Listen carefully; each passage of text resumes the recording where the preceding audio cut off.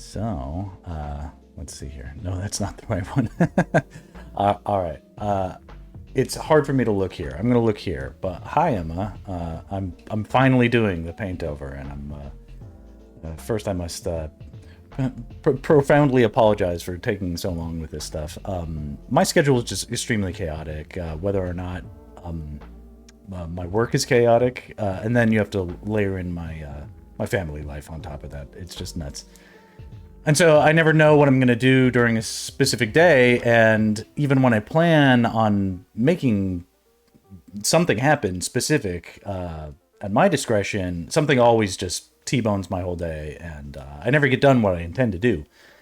That coupled with the fact that in regards to like sort of doing a critique-ish sort of lesson-y kind of thing for you, I've been sort of treating it too preciously to the point where I was like, oh, I have to carve out a special amount of time to do it. It's got to be, I've got to do it perfectly, and that now I'm just like, after it being so long, it's frankly it's bad for it to take so long because it's like if you go to a restaurant and you order food and it's coming out, they insist it's coming out, but then it's late. You're like, oh, but they must really be doing a good job with it because it's taking so long. And then if it comes out and it's like utter crap, you're just like, you took forever to make crap, right? So you don't want that either. So let's assume that what I'm going to give you isn't even worth waiting for, and maybe we'll get lucky and it'll be good, right? All right. Sorry, but I have to like nag myself on everything I do because I have anxiety and I don't know what I'm doing. But we're gonna have fun. We'll see if we learn something. I actually have given this project a lot of thought. Let's see if all that thought amounts to much. Okay, here we go. So I have done a good amount, at least, of sort of prep in terms of what I think will be helpful in terms of doing this in a way that combines speed and efficacy as much as possible. So I'm gonna just sort of turn on some layers, and you'll see what happens when I do that. If I basically I made selections of the certain areas that I think I can lend some, so you can see certain things turning on and off.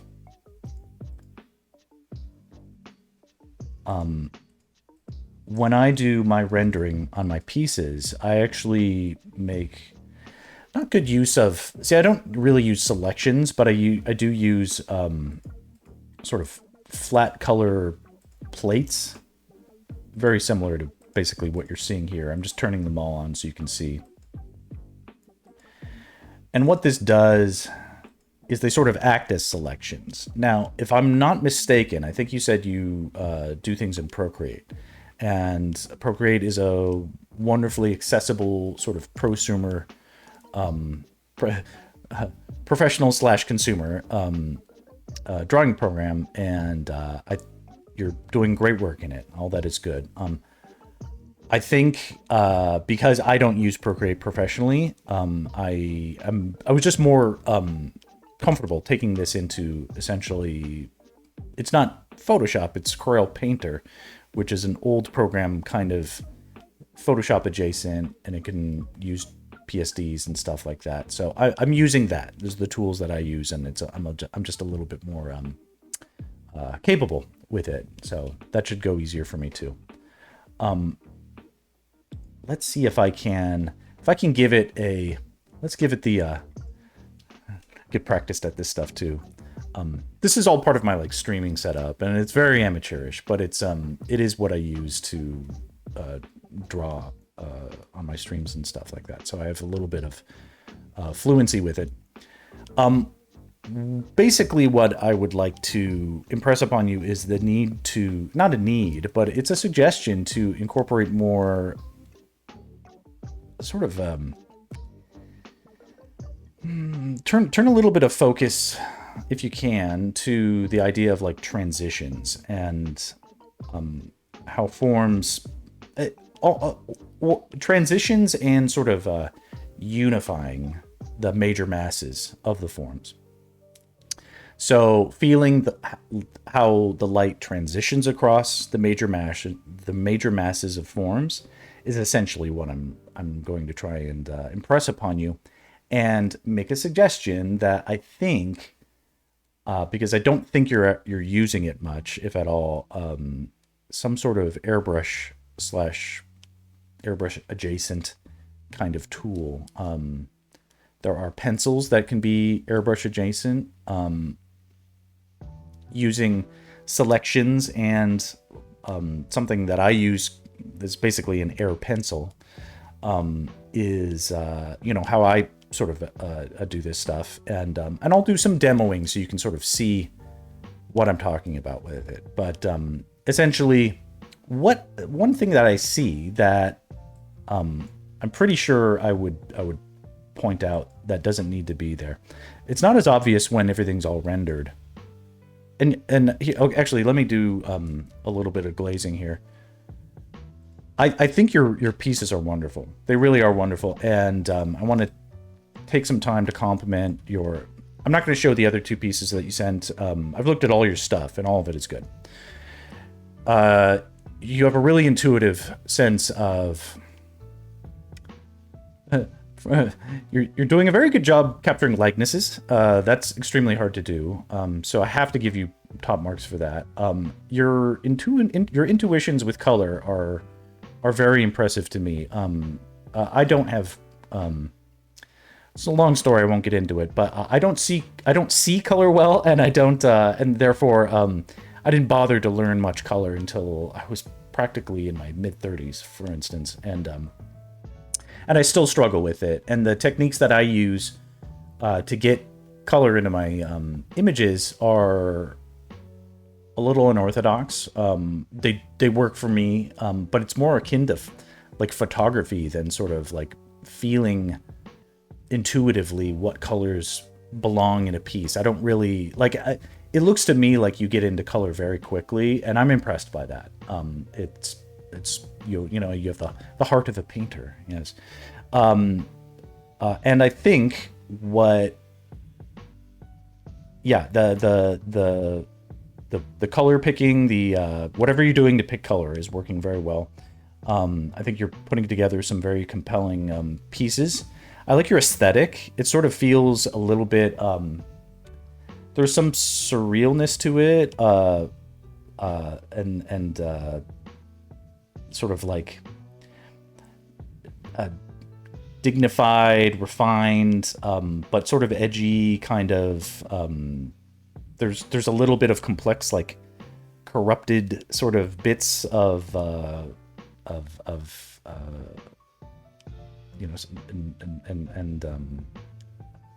detail, like it's combining this kind of like refined, but also bits of things that feel like they are organic or sort of doing their own thing, kind of. It's interesting. It's very interesting. So all those things are big compliments to you. So great job. And I like to give the clap. Let's see here. So let's get into it. What I think could happen is, let me turn these selections back on. So I'm going to turn them all off, and we'll just sort of go through the major ones one at a time. So let me see here. If I turn all that to 0, no. Of course, nothing I want to do is working. Let's see here. Turn all that to 0. Great. Okay. The selections, I've turned them on so that they're visible, but I've lowered all their opacity so that we can't see them, but my computer will recognize that they're active. And so now I can click into them, or I can select the layer content within them, and now we can just paint right on top. And I'll make a layer, and we'll just call this Paintover. I'm giving myself at least an hour for this, and luckily OBS does a timer in the corner. Paintover.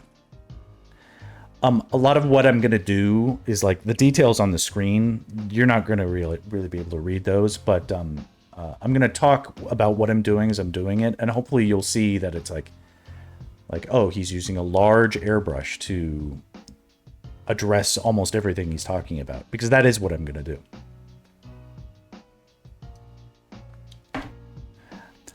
Part of what I'm seeing is more... essentially, I think you can describe better with less. And that will have a unifying effect that will be pleasing to people. Where we are seeing so much color variation, or so much variation in tone and form, like across, like the head of this form here is essentially a ball.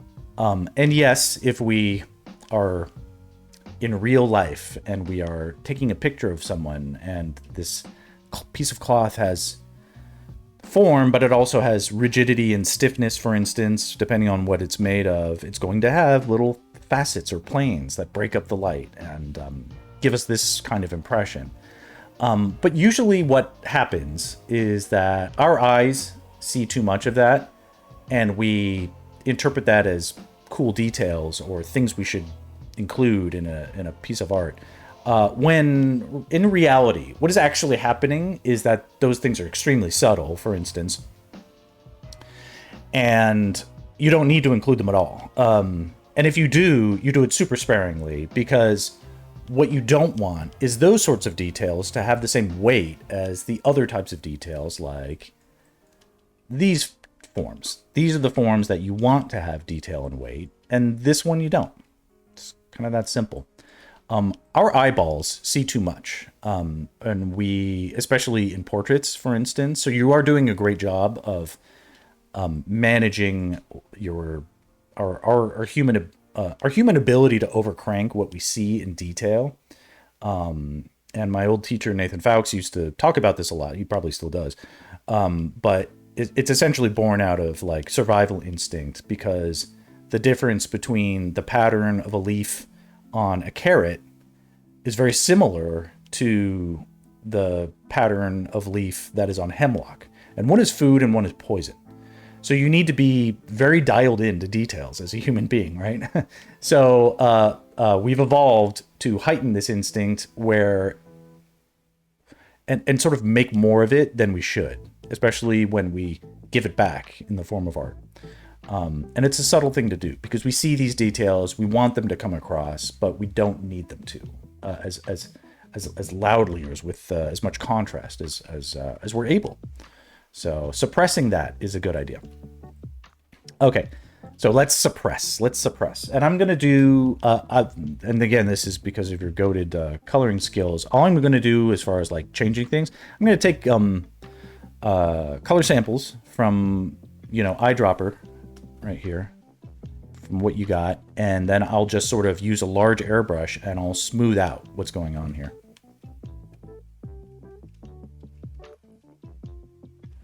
Okay, so I've hidden this selection tool, but it's still got this selected.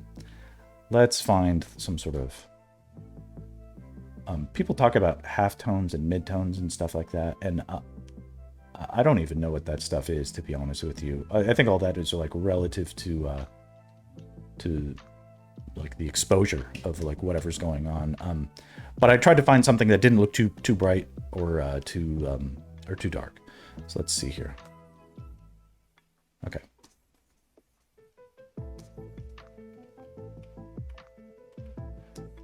We're just going to try and describe a ball.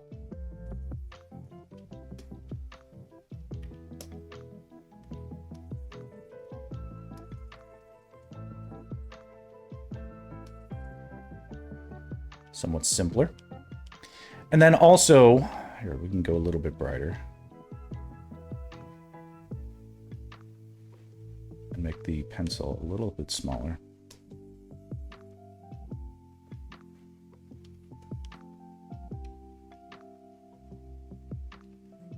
In the thumbnail, we can kind of see that difference. Now, similarly, in terms of simplifying things,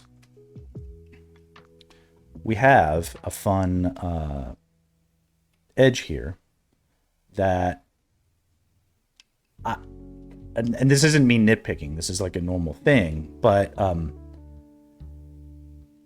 you might be working a little too zoomed in, because you might not, when you work zoomed in, and it makes sense to work zoomed in if you're trying to work out details and stuff.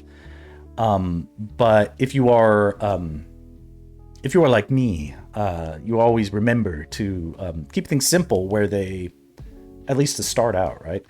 So you probably no doubt did this, but the edge here it just has too many like up down up down up down up down. It's a stair steppy, right?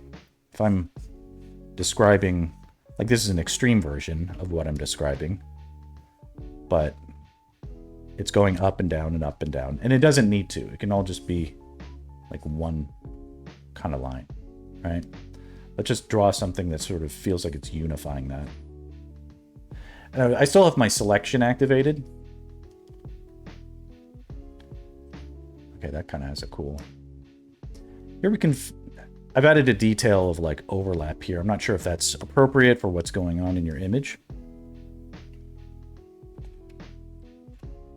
But it feels like a simple... Here, we don't need to see my big... My amazing face. Let's see here. Okay, now I'm nice and small. Okay. So we can kind of see that simplified.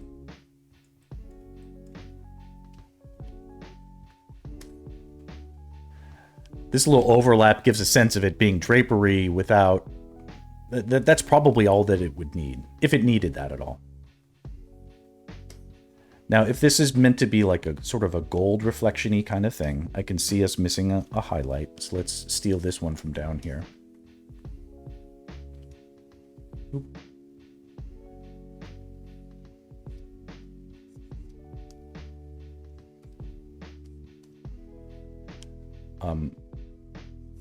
You'll probably notice I make prodigious use of the undo button. Here we can make a decision. Where do we want the highlight? Should it be like, here, let's make it even brighter.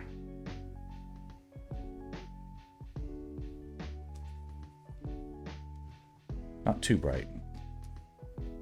We don't need it to be as bright as that white, for instance. Now, should it be like that? I don't know if that is quite appropriate. I know we were describing a ball, but what if it went... what if we had a transition that went all the way to the edge, so that the lightest part of that highlight was here? It's still here where we expect it to be, like on like, sorry. We do get a sense of the light coming from like here, right? Hitting, right? Bing. But it's like maximized right here. I don't know if any of that is visible. I never said I was a good teacher, you know, but what this represents is an opportunity for me to practice teaching, which is helpful for me. So thank you. Okay, let's go and simplify some of this other stuff.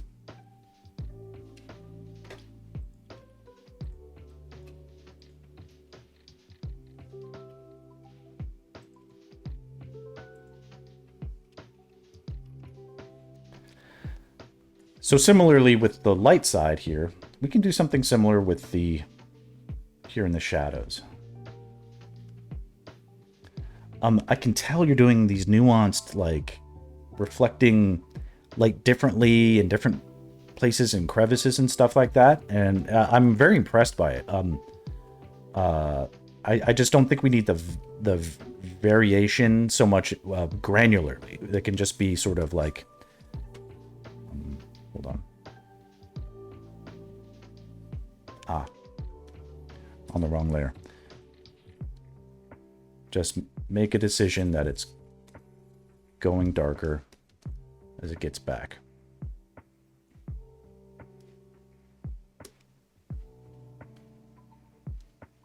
Probably get darker than that at that point. You know, I'm just using colors that you picked out, and I think they're working wonderfully. Lighter here, darker in the background.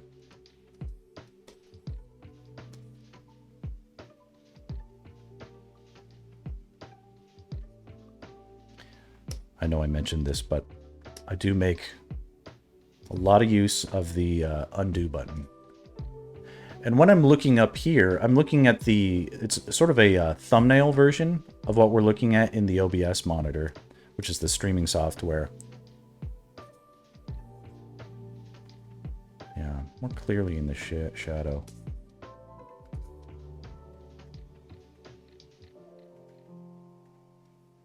It's getting there. This feels like a nice, like you did a good job getting this curve, all just looking like it's one statement.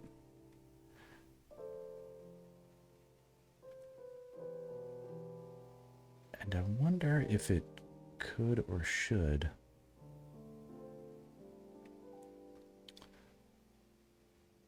There's a fun,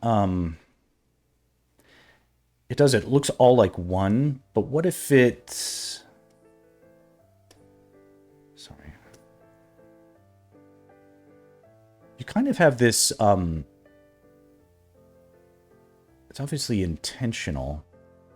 This, there's a fun sort of thematic, as I'm analyzing it, I'm seeing things wrong color here. There's this sort of V-shape element going on here. And I'm wondering if we, because you kind of have it here.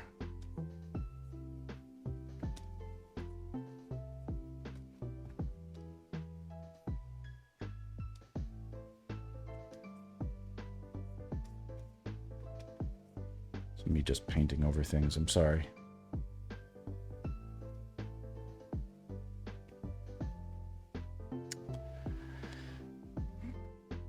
So I hate to say it, but I don't think you can get away with much of this. The details that are going on here.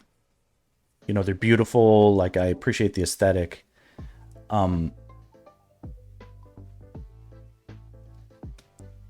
I think you can get away with some of that, but maybe we can lessen it.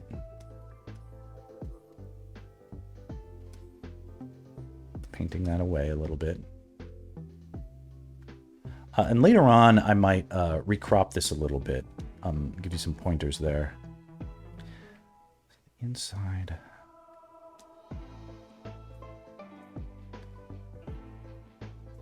Good.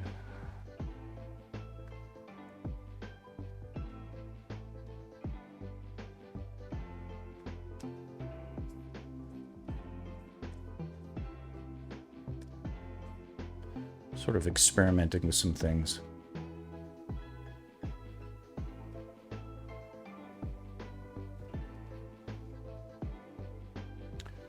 Where does it want to be?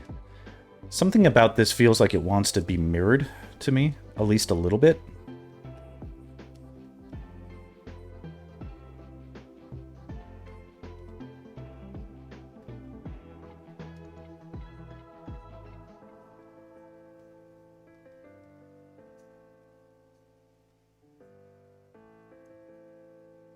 It just sort of feels like it's already doing that or wants to do that, so maybe let it. See what that ends up being like.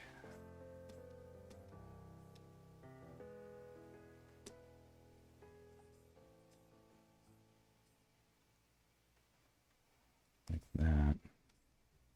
A little bit like that. And you can still sort of get a sense of,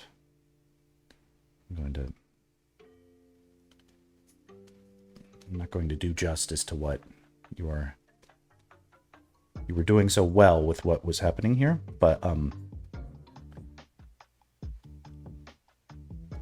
these are some things that compositionally feel like they are at home.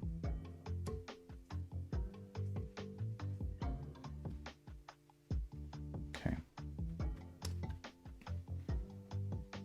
This small thing, but I think at the far side of the face like this, just soften those edges maybe. I'm not an expert at this sort of thing, and you kind of did it, but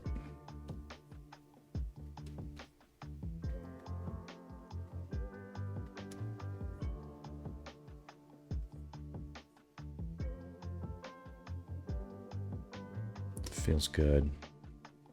Same kind of thing here. Where the rounder forms are turning away, and especially since they're going into shadow, maybe. A little bit like that. Straighten out. Like if a line or a curve is looking like it's all just sort of in one thing, then I think it's good to just be decisive about it. What you pretty much never want to do, you pretty much never want to straddle. And that's sort of like being in between two clear decisions. If it's going to be a little crooked, make it intentionally crooked. If it's going to be a little curved, just make it curved. And it'll just be more satisfying for the audience that way. You can see the top of the head. I've just made the decision to just have all that be very clearly round like a ball.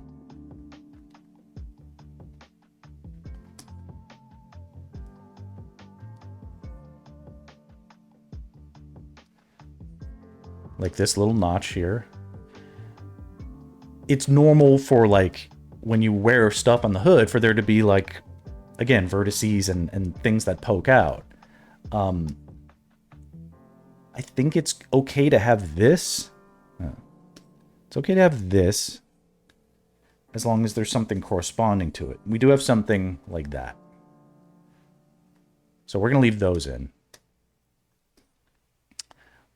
But it kind of feels like maybe we...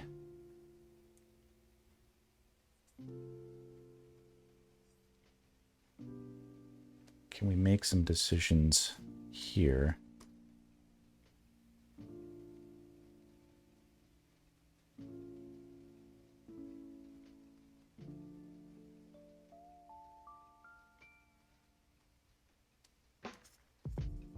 And some of this is very different than what you had originally intended, so don't read into it as like this is correcting something that was wrong. It's just something, I'm seeing something that could be right.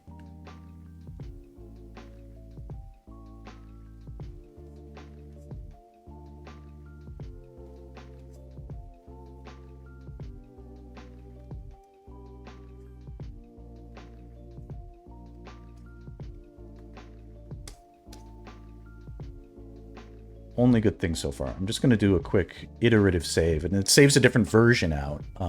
It's one thing my program does that other programs don't, but they should, is you can save different versions as you go, and it just numbers them differently, and it's very efficient for making backups of your work as you go, which is important.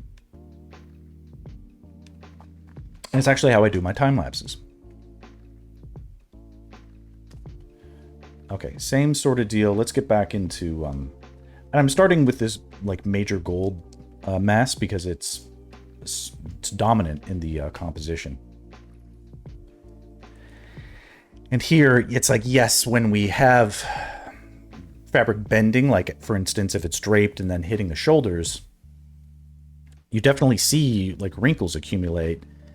And then it's like, boy, what a nightmare, especially if it's like metallic. Just so you know, like, I don't know how to like, in my brain, calculate perfectly the way like silk, golden silk, for instance, what your material reads as. What does golden silk look like when it does all these like intricate folds and with the light hitting in dynamic ways and stuff like that? Who could, you know, you'd have to set it up, and even in the Renaissance times, they would light stuff and then take meticulous sketches and then burn them because like no one could see their secrets and stuff like that, you know.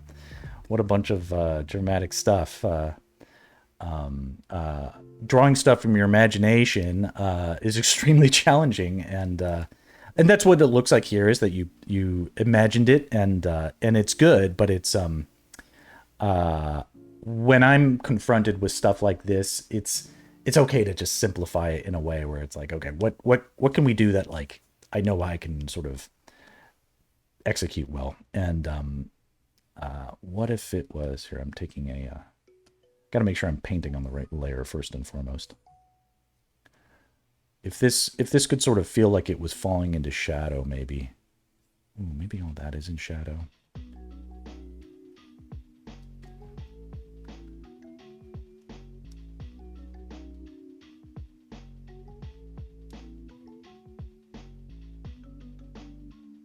Highlight.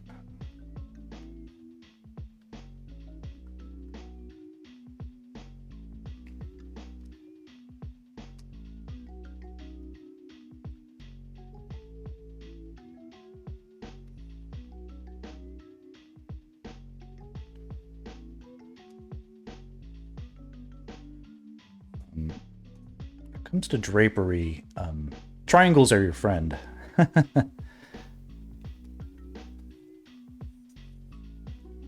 Simplify something, and I'm not automatically brilliant. I'm finding the brilliance. Okay, this is may take us a while. We may come back to something and make it brilliant later. Something like that is like, you know, it's like, I'm not saying that's accurate, but it's sort of like almost like if you squint from a distance or something like that, doesn't it almost sell it, you know? The power of stupid triangles to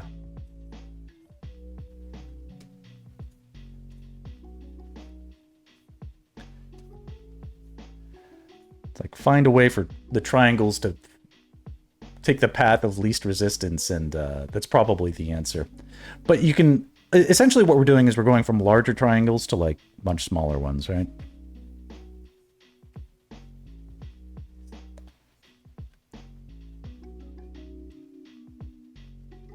Maybe. Here, let's not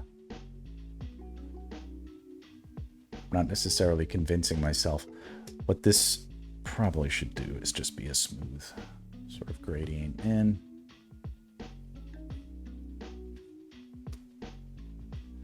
The brush that I'm using is it's pretty sophisticated. It's one I developed over many years. I use it for my professional storyboarding, and it's this is kind of working. We just need a little bit of shade here to correspond with it.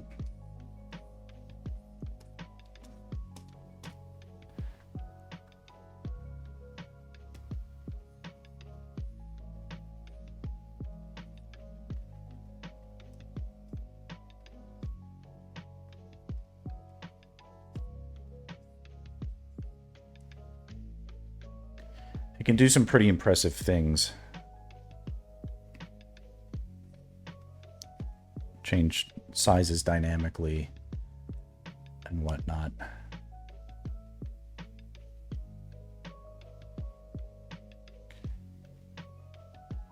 Okay, yeah, that has to be inverted. So this goes away. Oh.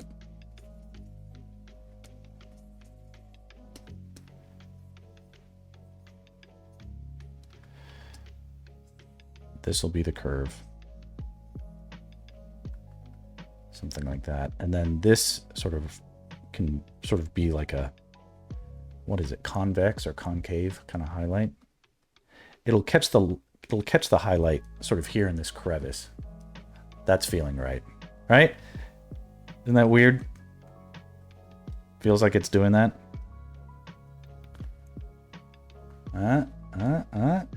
See, I kind of know what I'm doing a little bit, but it doesn't catch in your eye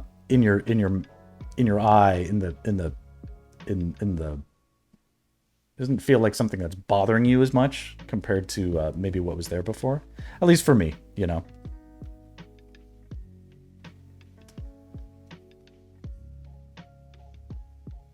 Let's make this part clearly in the shade.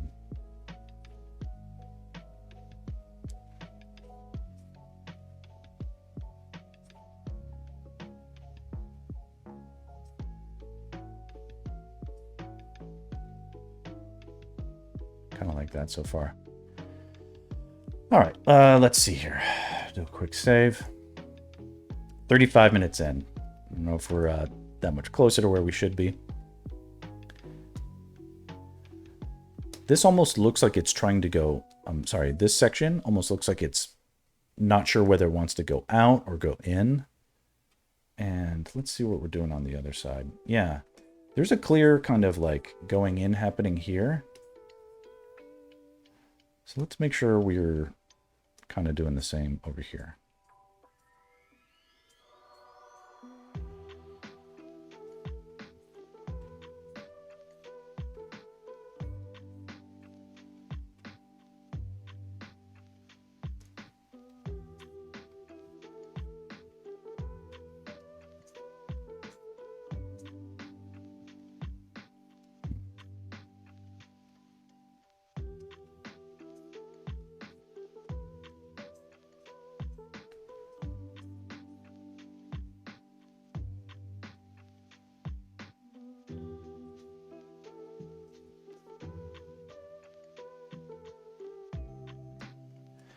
And the back of it can't really be... So let's see here. What color is this? It's almost pure white.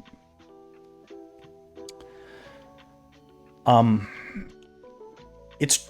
So white is tricky. Obviously, like, you know, you've got a bright piece of cloth here.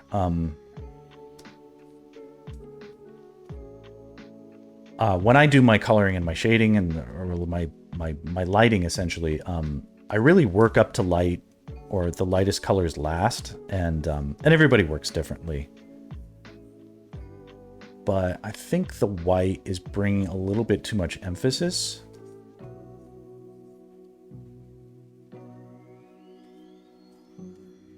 It's potentially doing that. I don't know if it is, but it's potentially doing that.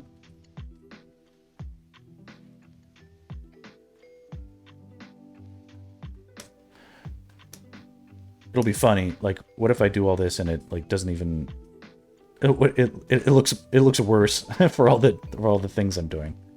I don't know. We'll see.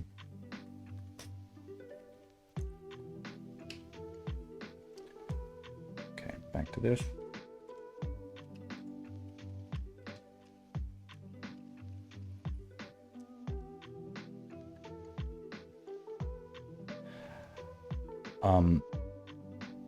So if this up here is this bright, maybe we'll go a little brighter with it. Let's just do that.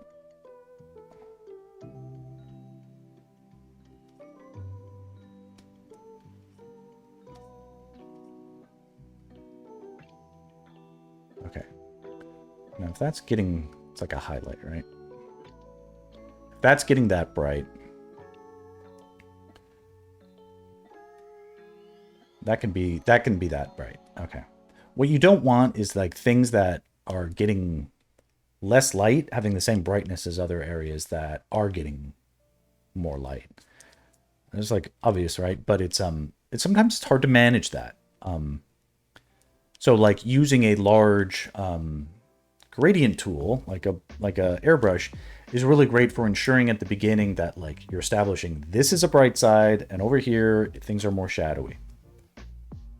Back to my airbrush, the air pencil, my trusty air pencil. And the air pencil is just a normal soft pencil that I've made as big as it could possibly be and lowered the opacity to 10%.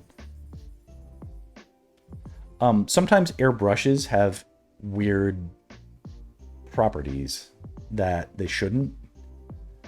So, and if you're more used to working with a pencil, you can kind of get the same effect by just making the pencil really big. And all I'm doing right here is sort of smoothing out where we're seeing all these facets and tonal transitions and stuff like that. I'm just smoothing them out. Airbrush style. Okay. And what this is doing is sort of like simplifying the information so that we like, these are lovely materials and folds, and you know, you're putting all the effort into them. But it's kind of like that stuff needs to be subordinate to the portrait, no?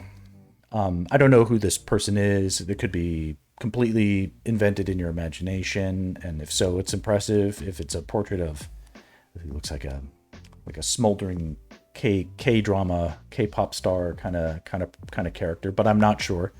But that's the impression that it's giving, and it's a good version of that. So we don't need realistic drapery on the periphery to be doing the heavy lifting to make the drawing interesting, right? All right. Getting to... where are we at? Oh yeah, all that stuff is turned off. Allow me to work a little bit on the... so his assuming it's a guy, very very beautiful guy, his I guess his shirt I'm not a fashion guy. His shirt has a lot of complexity, and that makes it very difficult to like render transitions of form across it. I did a good amount of previous to this. I have done a good amount of selecting and getting out that color selected. So here it is. You can see all the little ants marching, right? Hopefully you can. So into that, we can use an airbrush and get some of those transitions rocking. And you don't have a lot. Now, it's possible that you wanted it to be like a kind of black velvet-y kind of material. And if you did, that is good that you had that intention.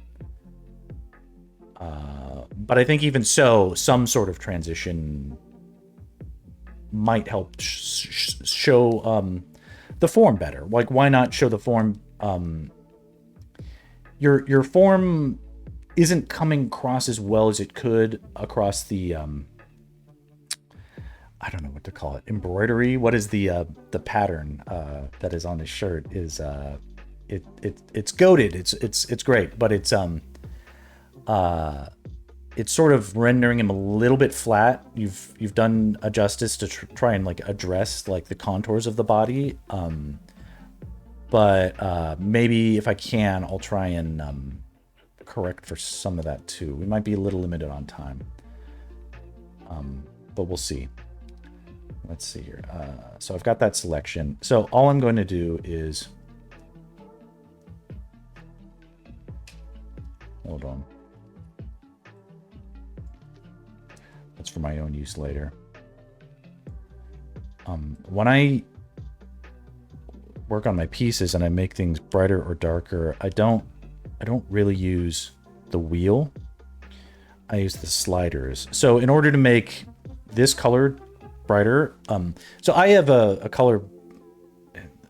calling myself colorblind is dramatic, but I have a color vision deficiency that I've just learned that it according to me, it's not bad. According to my wife and kids, it's very bad. And it's tricky for me to guess what a color is or like where that color is supposed to go. I use the RGB sliders, which most people neglect, but if you aren't sure what to do with a color and you just want to make it brighter, you can just... the relationship between these colors tends to just be stable. As long as the shape of the relationship between these three dots, the RGB dots basically, are the same or similar, you'll get what will feel like the same color, but brighter or lower if you keep the proportions the same. So all that is to say that I'm just going to add a very similar amount of space to each one, and that'll get a brighter version that should preserve the color relationship without being too crazy. There's more to color than that, obviously, like a lot more, but that's the rule of thumb I use to do my painting. Okay, so this should just be a brighter version. We're gonna have some brightness on his chest. If I can do this right, hold on.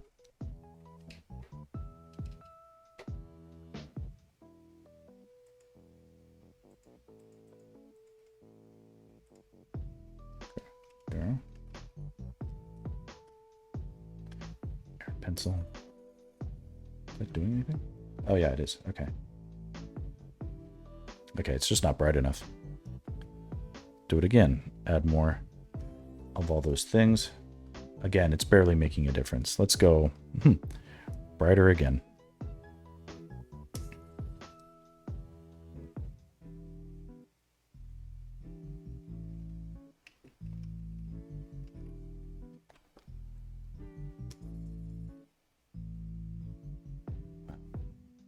Okay. I'm gonna try this again. Let's go much brighter. And then again.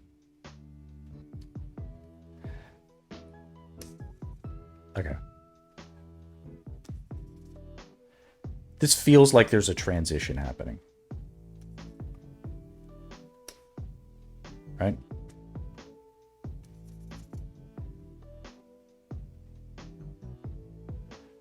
So we have like a semblance of like, it's brighter here and it's getting darker up here. The light itself might be doing different things, like realistically, but people really appreciate those smooth transitions of light and dark, where it's not being broken up by 1,000 different things. Especially in this kind of composition where it's a little bit more still and like it's there. You've added a lot of dynamics in like the detailing and stuff like that. But like this is sort of like a classic iconic portrait that I think is it's doing great, and we just need to sort of play into those strengths where people expect to see certain types of things. I think we can give it to them.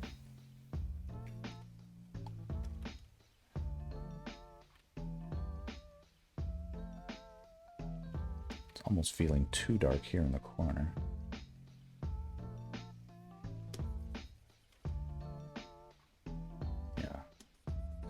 Feeling too dark. It was giving a little bit too much contrast. Just a little bit too much. Okay, I've also made a selection for the embroidery, which is, I think it's here. Nope. Maybe it's here. Yes, okay.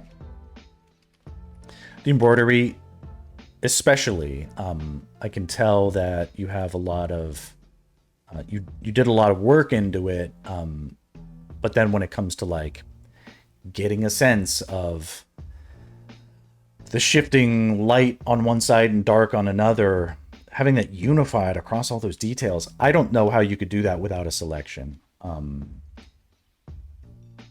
or some sort of very specific plan. And the way I do my lighting and my coloring and stuff, I sort of like, I kind of think about, okay, light's coming from over here. That means these details need to make these transitions. But I sort of like, I find those discoveries as I go, because often like I have a kind of a game plan as I go, but often I'll discover new things, or I'll have an insight at the last second that I'll totally switch course with, you know, for instance. Here though, we can, okay, so if this is like, okay, this is the bright, here's a swatch. I'm gonna make a swatch because I want to remember this color. Okay, so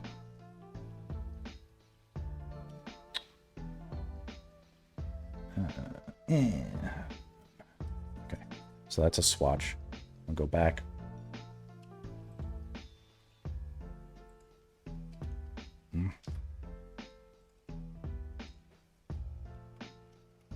Okay, the embroidery is selected. Now we're going to make a smooth transition.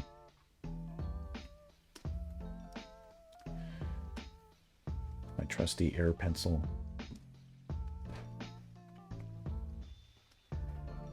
Nice.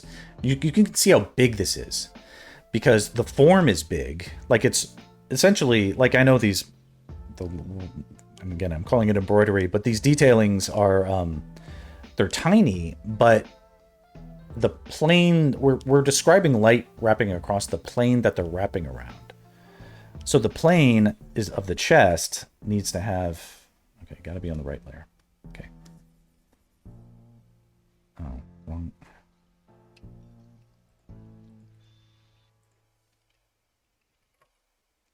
Try this one more time. What?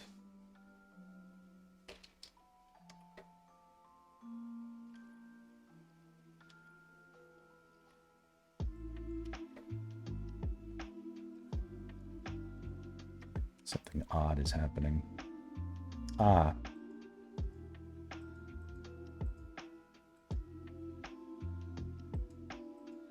Maybe.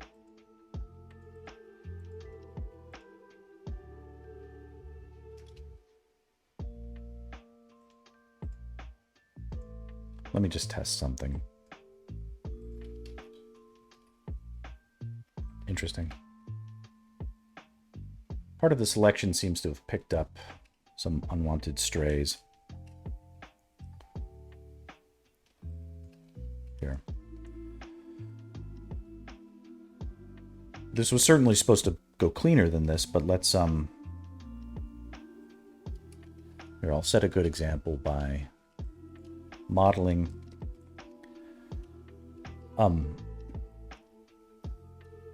making art is fun, as you know, and making art is work, as you know. So this is I'm not above it. Shortcuts are shortcuts, but sometimes you just gotta go in there and do it by hand and do it live. Okay, that's a little bit of cleanup, but I know that we can do better and get a better result. If I go in, essentially what I'm doing is I'm making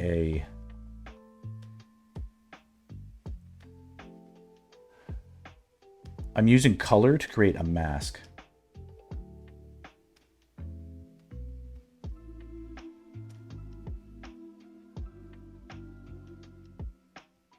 Color filler here.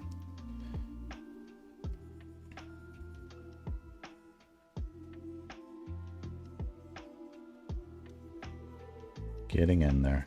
This part might be boring. You can fast forward through it if you want, but I'm just giving a quick, because it'll look 10 times better if we do it this way. I'm aware I'm using a wrong color. The color is it's just a placeholder. It's a marker, and I'm using the wrong color because I want it to be easy to see. Now, interestingly, we sort of have an opportunity here to make a correction. I'm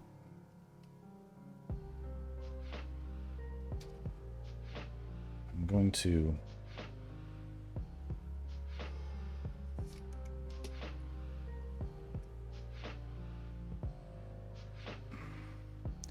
here where I'm seeing it, I have to sort of,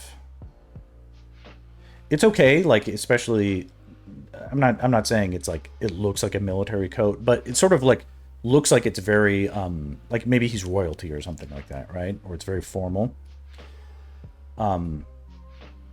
Let's make sure we're doing all that, the proper justice, and get as close to something that feels symmetrical as possible.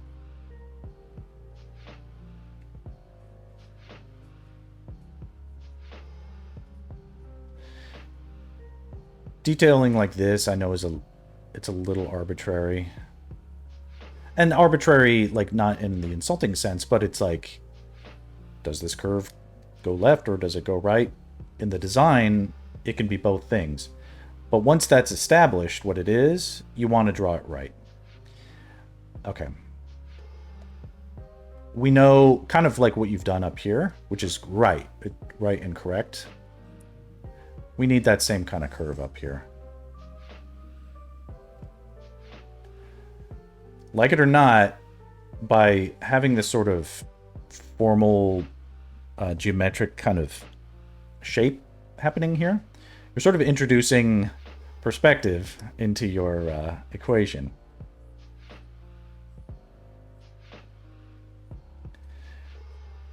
So you're kind of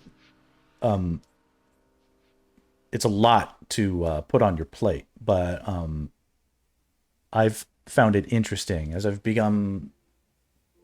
I'm making a transition, a slow transition, hopefully, between a career as a well, I'm a professional storyboard artist in my career for a long time, but I am atoning for the sins of my past by trying to just be very outgoing, transparent, and forthcoming with tips that I can pass on. I've been astounded over time to learn about how other artists see things. How other artists teach themselves is of particular interest to me. I consider myself to be mostly self-taught, and as such, so here I'm sorry. I'll finish my sentence, then I'll say the thing. And as such, I've been very interested to see the differences between different artists and essentially the challenges that different artists are attracted to, and how that comes out in their art and their perspective on things, their POV. And you know, I can see a lot about your POV, for instance, in your sort of perspective as an artist by the challenges that you're drawn to. And something about this sort of thing where this stuff looks like you were heaping a lot of sort of advanced concepts onto your plate and actually doing really well with them with this sort of subject. And so this is all this to say that I'm saying keep all that up and maybe use some of these techniques to help make your life easier, if that's possible, moving forward with them, because you should keep this up. Okay. So, see, you have a subtle, and you did this right, subtle curve happening here.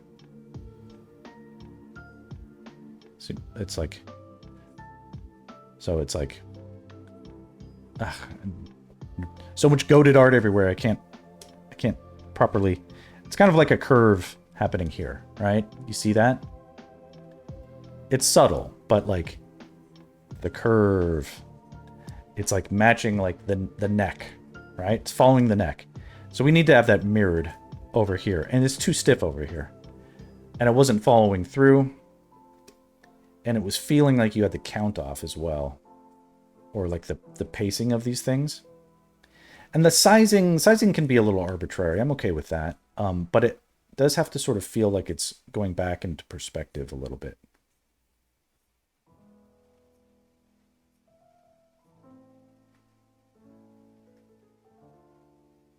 Is that kind of right? I think we want a little bit more here.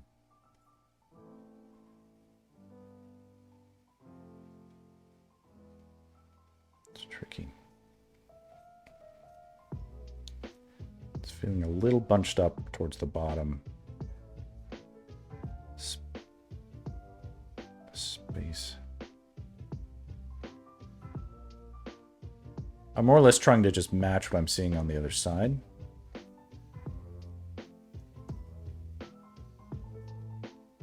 So it feels natural.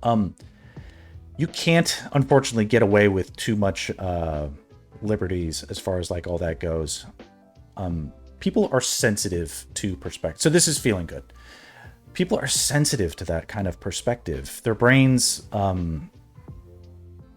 brains don't like not knowing like which way is up, or like which way, like is that going that way or is it going this way? And people are simultaneously, like at the same time of not liking that, they're not able to necessarily describe what they don't like about something that they're seeing. Most people do not have the articulation or like the in-depth sort of perspectives that artists do, where they're like, because of the perspective isn't clear about this one section or whatever, it's making me anxious. They'll just feel anxious and they won't like it. And they won't like the art as much as they would if it was clear. They also won't know what to tell you about it, and they'll actually tell you like you did a good job because they can see the hard work that you did, and they want to be nice. And because they can't identify what's wrong with it, they might just assume, well, it's just me and nothing's wrong with it. But if you can sort of make it so that everything is clear, they will like it and they'll love it, and they won't stop shutting up about it. Okay, so all that beautiful painting sort of corrects this a little bit, and it makes a selection. So I'm going to turn that on. I'm going to reduce it to 0. We're going to select it. So that's the selection. Cool, that works. But we also have to essentially cover up a little bit what we did. Some of the lines, in perspective that you did, since we're painting over it and they're not compatible with Paintover in this manner, we have to sort of erase them. And we'll just do that fairly quickly again with a Paintover by selecting the negative space here. Actually, this whole space is probably what we need to be selecting, and we'll just make a quick selection because it's all just sort of one big unified space a little bit, right? So you can see I'm taking the time, and I'm no like I don't know how tattoo artists do it. My lines are wobbly, but I'm just doing my best to get it fairly clean. When I do my own art, I don't get that precious about the edges and stuff like that. I can be pretty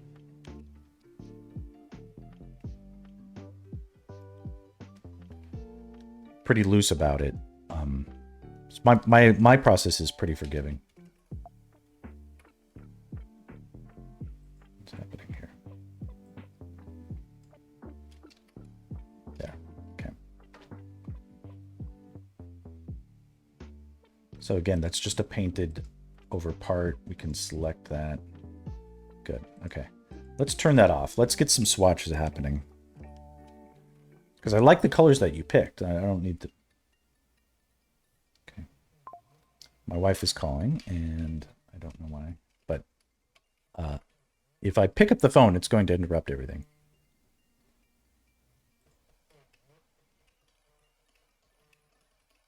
I can't talk right now, is the text message I'm saving her. So if it's an emergency, she'll break through. But I suspect it is not.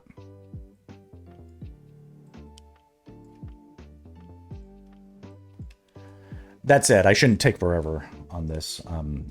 So let me just see if I can address a couple more things. Your face and your renderings and stuff like that, I don't really feel like there's any need to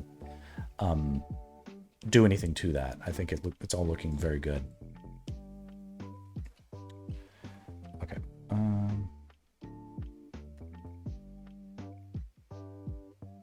Okay, sorry, that threw me off a little bit. Swatches, yes. Okay.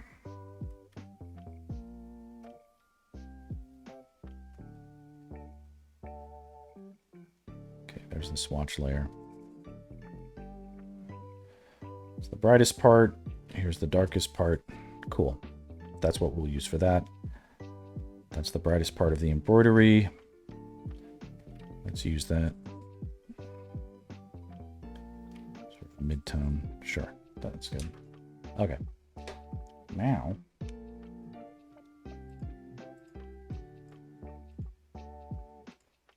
select all that.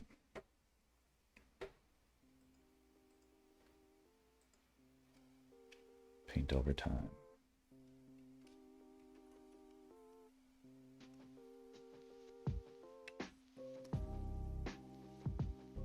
Wrong one. Okay. This will take forever. Let's just fill it. Fill.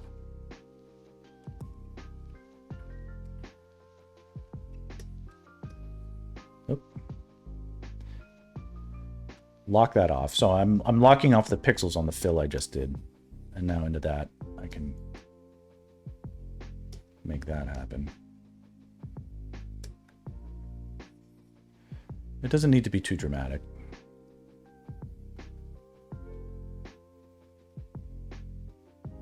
looking good enough. Okay.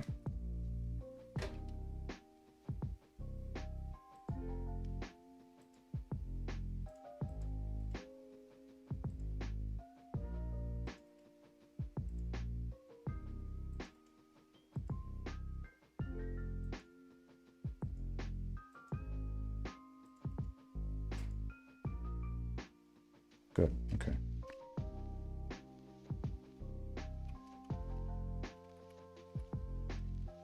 And into this, we'll get that embroidery going. Swatchy.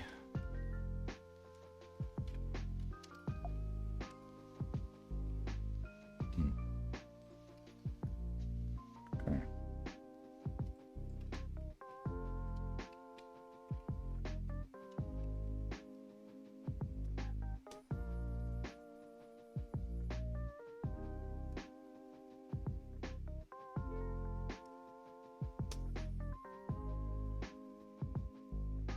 So that darkness happening.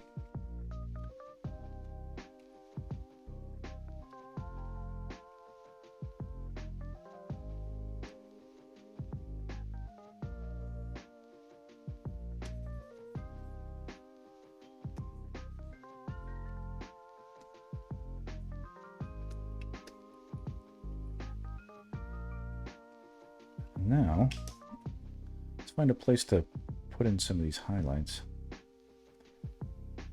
Now, with those pixels locked off, I can sort of... I can see maybe something like that being appropriate.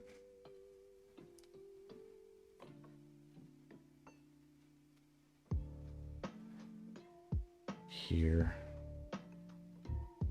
And maybe just leading up to this.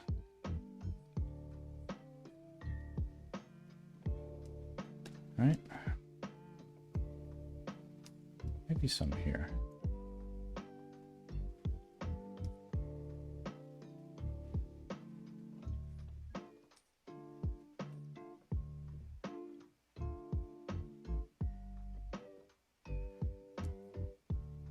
Is any of that right? Who knows? I think it's kind of cool. All right.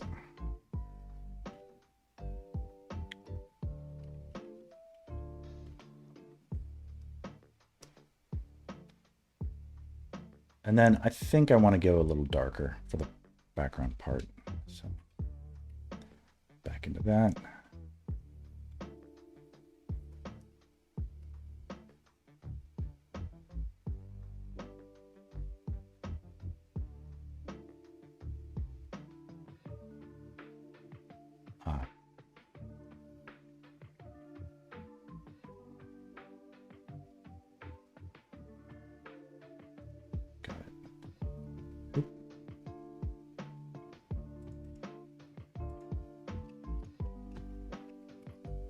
You can see what I'm doing is involving a lot of layers, and some of this is kind of sophisticated stuff. I'm not gonna lie. It's like none of what I'm doing is like, oh, you should know this already or whatever like that. It's not.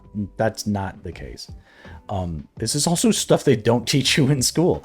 So, or they might. I mean, I don't know. I didn't learn it in school. A lot of this stuff I had to teach myself, just through trial and error.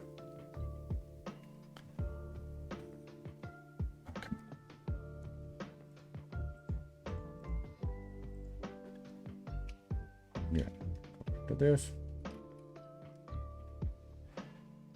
It was a subtle thing. I just wanted to get like more of a transition up here in the corner. Yeah.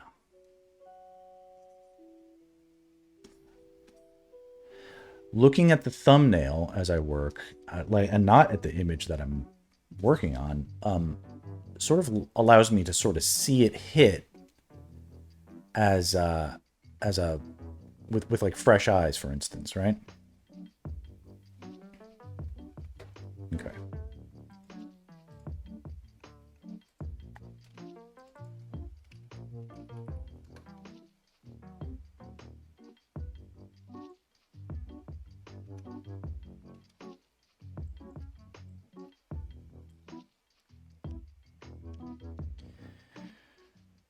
some interesting... I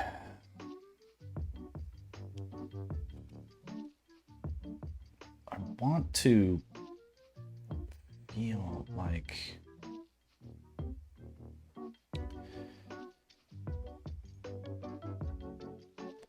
Now that we've made some of these forms feel like they're transitioning a little more simply, I wonder if something can maybe apply to the face a little bit. And I kind of like the natural, like, the hair you've done looks beautiful. It's a little stringy. I like that. It's good. It sort of counteracts, like, the formality, excuse me, of the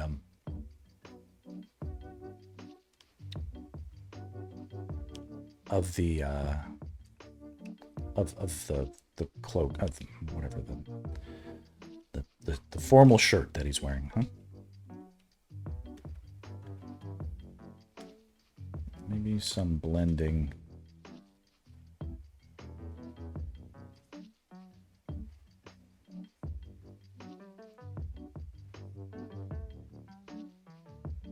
And yeah, again, these are like transitions.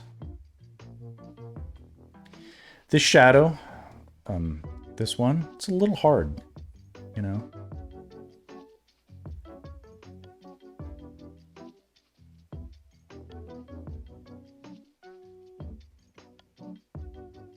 Let's see here.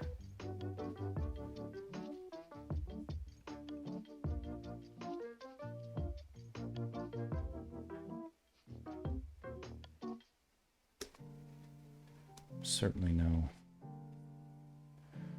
portrait genius. And I don't want to like nitpick facial anatomy. I don't think any of that is even necessary at all. It's just where some things might feel a little too harsh. Maybe we can like blend them out a little bit. But like you were probably trying to sort of thread the needle between like some sort of masculine and feminine traits.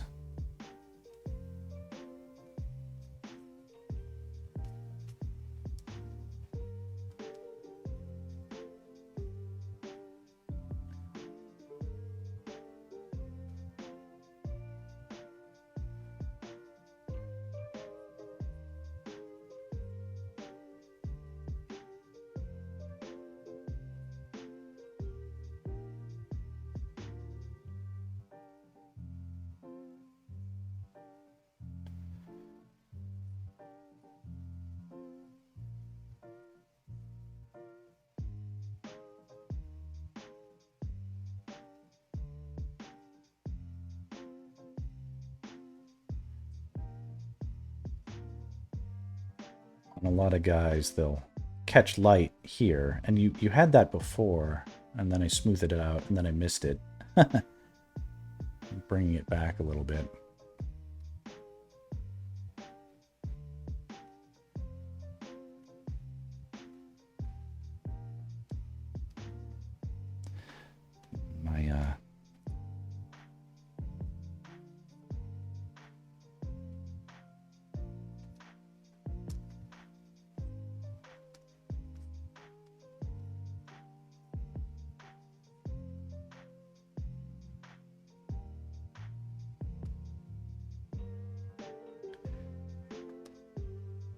Here you could get away with a hard shadow. You could, because it's a cast shadow. Let's attempt to honor that here. Now you it kind of feels like you might have been trying to give like some of that, like this is quite a bright tattoo for something that's somewhat falling in shadow. It kind of doesn't, it looks like it might just be like, I hate to say it, like face paint or whatever.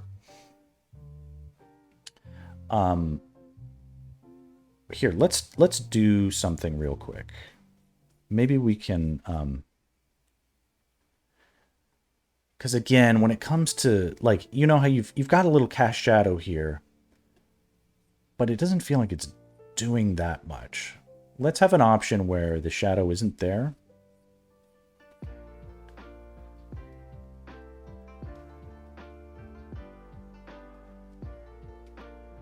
So I'm trying to make this sort of restored into the light, this little section of skin.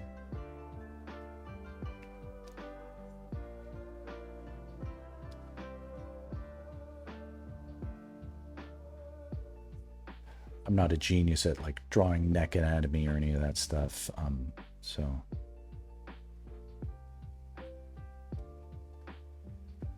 let's make another quick save. My program likes to crash on me. That's why I got into the habit of saving so often.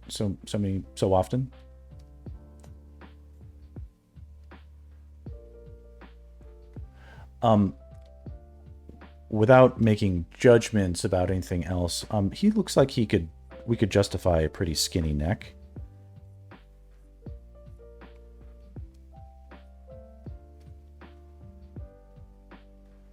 It doesn't need to, and we don't necessarily need to see it from it, you know, what traveling past his ear or anything like that.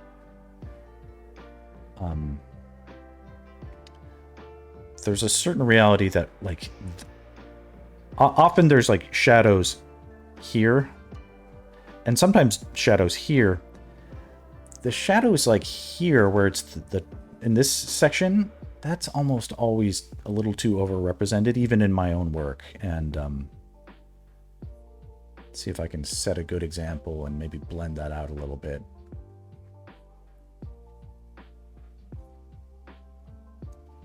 That might be too much.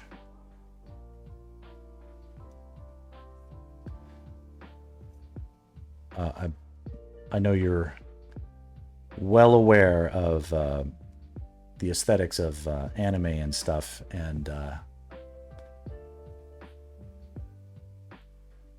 I was too, from a very early age, very much into that stuff. And when you're like me and you get used to drawing anime stuff, moving away from the sharp chin, the sharp angly chin. Well, I mean, I have a sharp chin, but like the what's prevalent in anime art can vary from time to time. But obviously the stuff that I looked at in the 80s, and you were probably well aware of, the chins are like a triangle, you know. So it's hard to train out of that a little bit. Not sure if any of that is helping at all.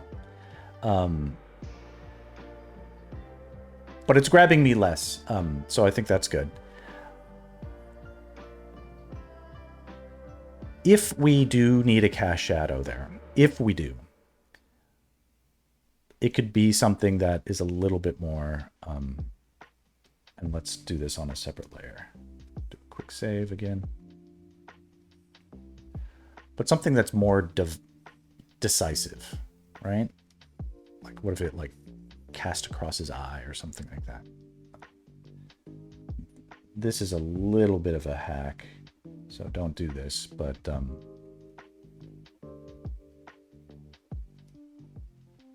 we'll just use a multiply layer as a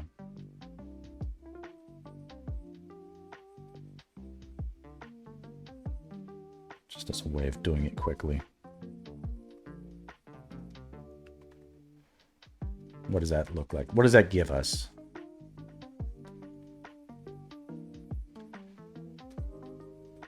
You know, if a shadow is crossing someone's eye, like, that's interesting, right? That's not doing anything. Split the difference a little bit. Yeah, I just don't think it's doing anything. Better than to... so that's me saying, don't have a cast shadow there. It doesn't feel like it was doing anything.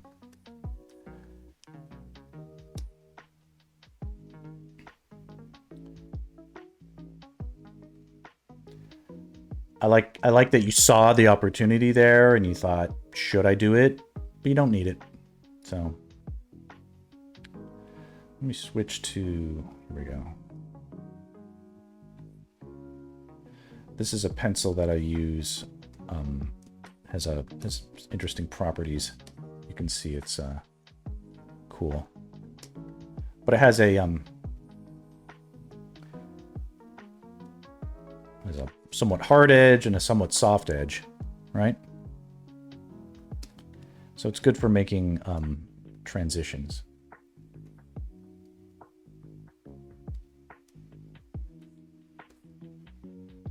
Right? See how subtle that is?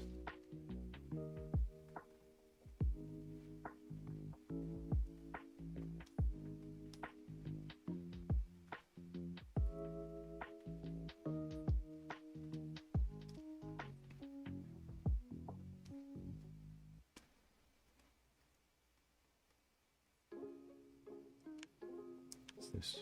Of course, it's set to the wrong mode. Oh well.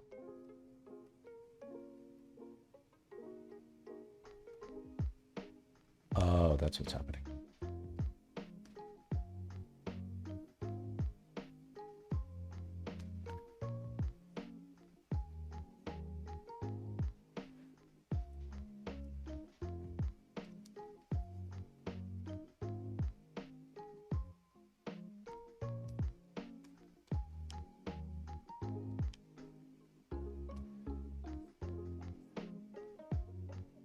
My skill at drawing Asian faces is untested. Let's put it that way. So I'm going to just give you an A+ for all the beautiful eye rendering you've done here and stuff like that. It's all quite good.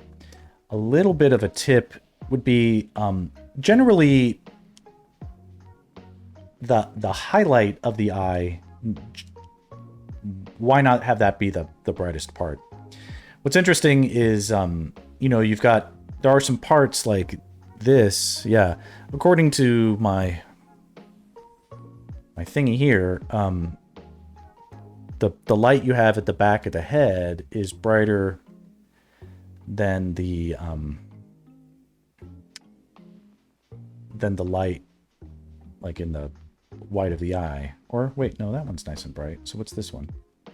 This one is nice and it's kind of gray. I don't know. Let's sort of be decisive about this stuff. It's like you get to be nice and white. How about that? Kind of has some oomph. Might be a little too much. Let's make one. Yeah. Okay. This is the really bright one, and then this is the kind of bright one. Right? Kind of getting some oomph there. All right, we're way over time, but you know what? We're gonna keep going because I feel like it.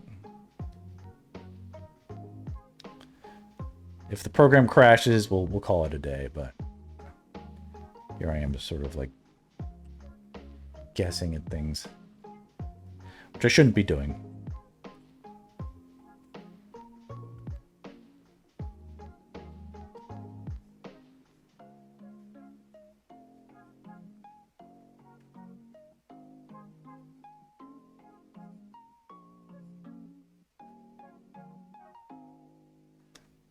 That's interesting. It sort of almost looks like maybe you have some of the the golden light trying to reflect back onto this side of the face. Like some of that is cool.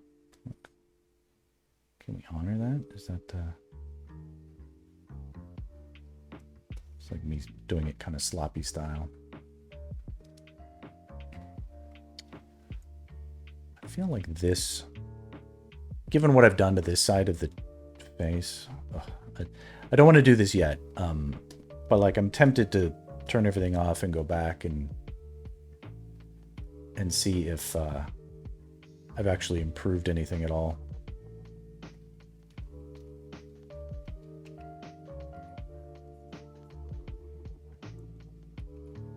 That'll be the ultimate lesson: is never take advice from randos on Instagram, right? The hair is really goated. There is some maybe transitional stuff that maybe I could venture to stab at.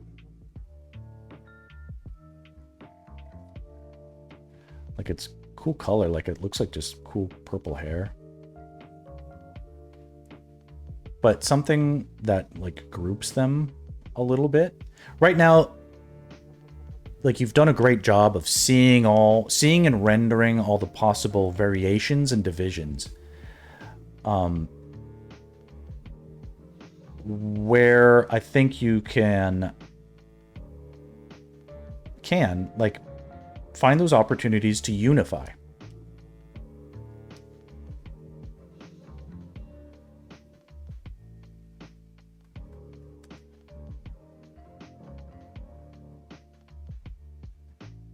Kind of makes sense for this to be a cast shadow, but again, let's soften it a little bit. I'm not sure what the hard shadows are really bringing.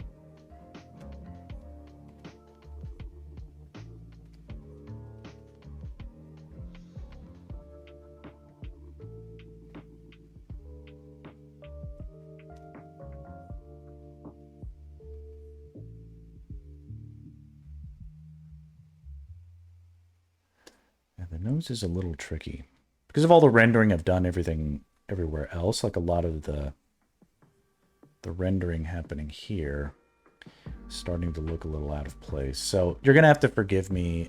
Some of this is gonna stop looking kind of like maybe as you intended.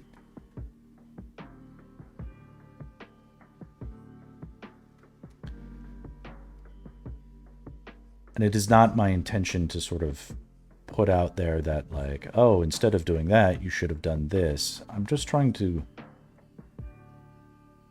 put into practice kind of what I was talking about, like with the transitions and things like that.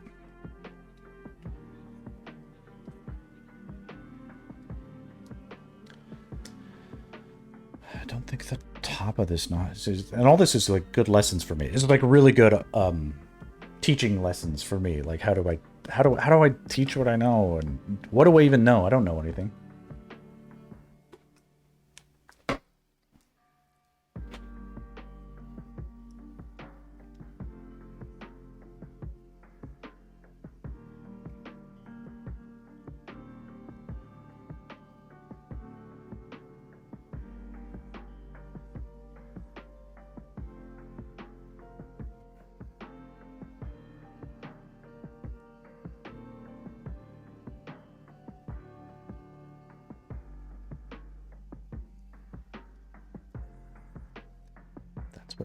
That's what it was.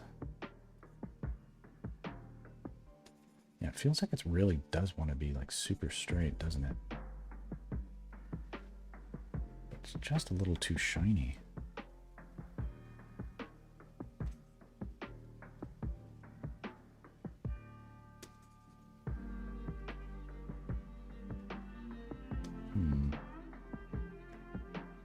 It's a very tiny Asian nose.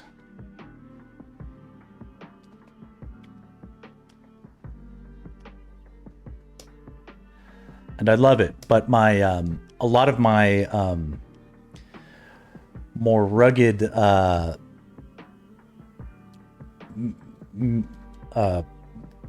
male face inducing hacks like don't necessarily apply here. So I'm almost thinking like, okay, what if this was a girl? How would I make her more pretty? You know, or not more pretty, but just make it so that the portrait was shining the way it should.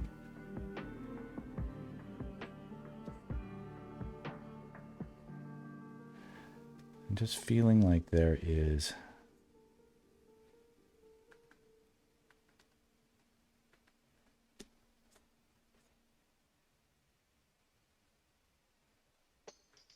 a bright side to the nose, like a clear, like it's this side and not the other side.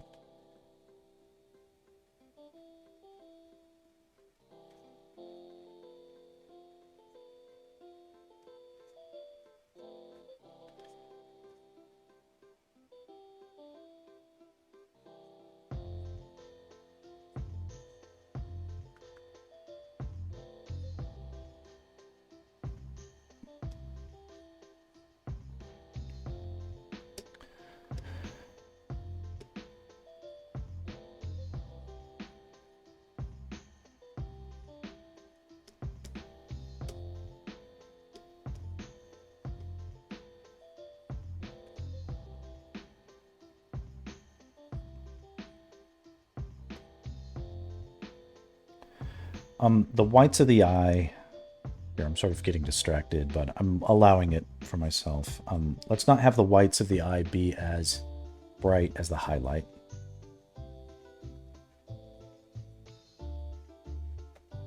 So I'm just smoothing out some of that stuff.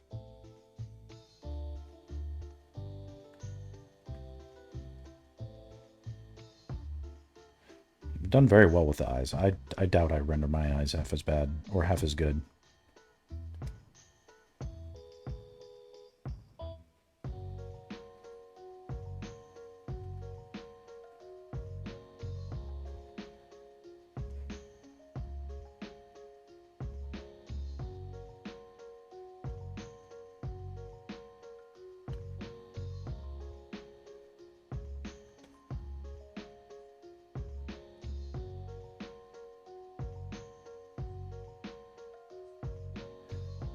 Program is starting to lag a little bit, which means it's probably going to crash any second now.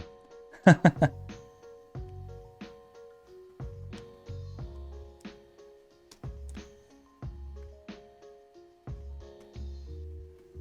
a little more shadow here.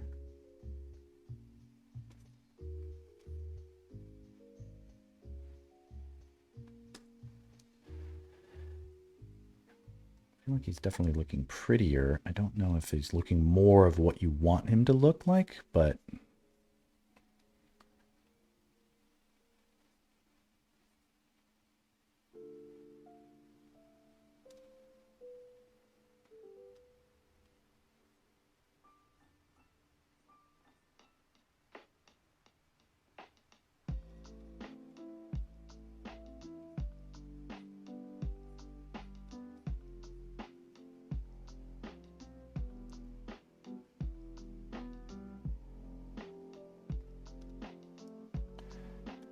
maybe a little bit more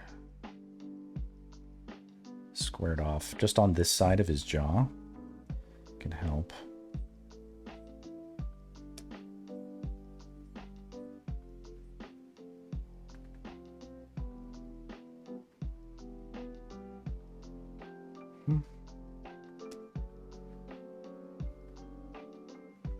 Okay.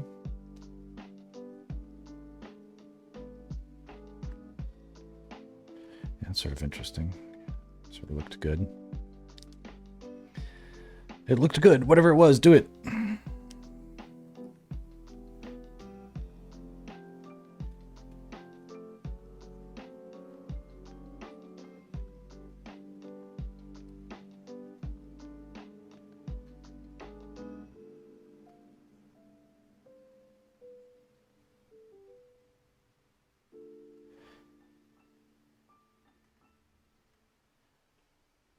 I think we can get away with a little bit more shadow in the nostrils.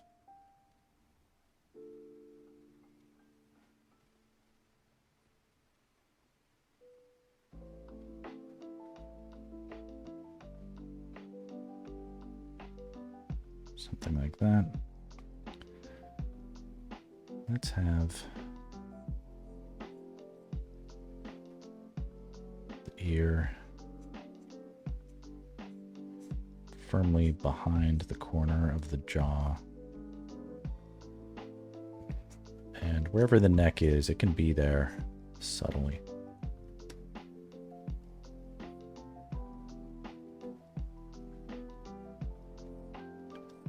Darken all that.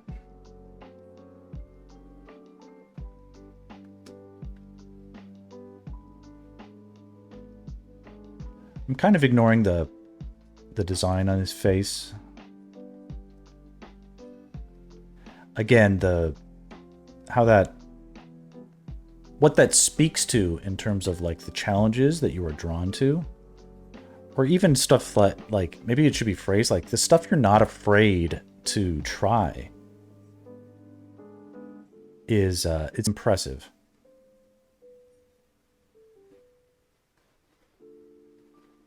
Like I'm working on a Midna piece right now. We've got that's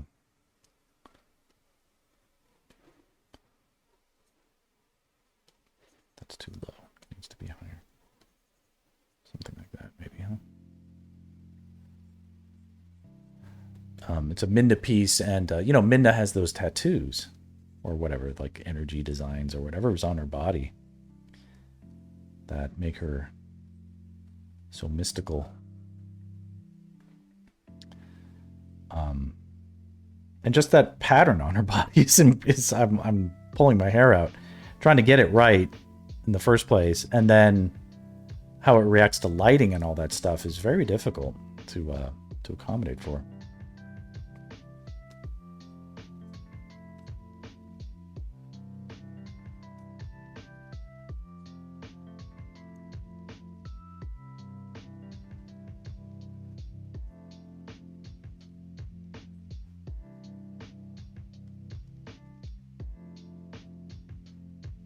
And it sort of feels like, and might just be myself, I'm trying to thread the needle a bit between like what I'm trying to intuit, what you intended, versus what I think would probably work better. And it just kind of feels like this side of the nose wouldn't have as much shade as this side, right?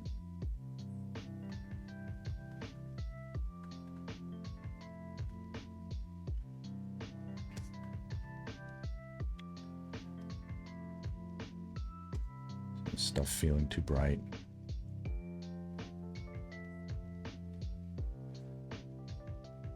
Don't need bright lights poking out in between the licks of hair. Beautiful hair, but that stuff can be softer.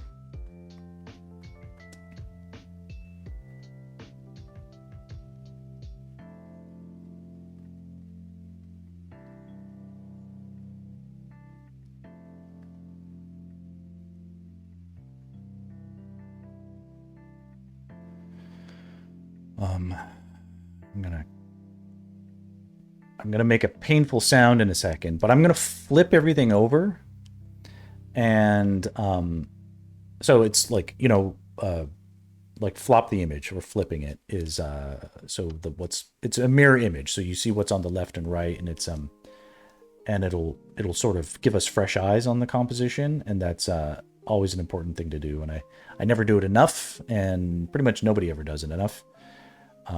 But it's best practices as far as I see them. So I want to demonstrate that, and hopefully when I see what results, I'm not going to scream in pain, but I probably will. So let me do a quick save.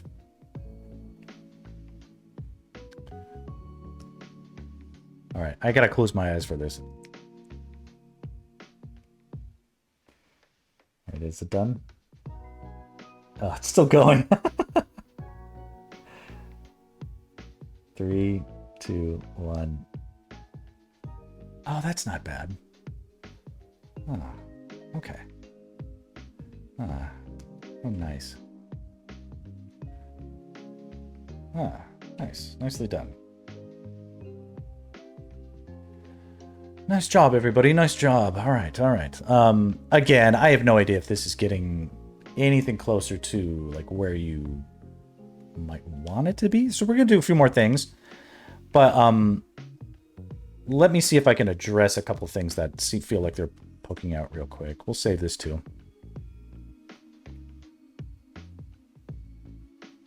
Okay.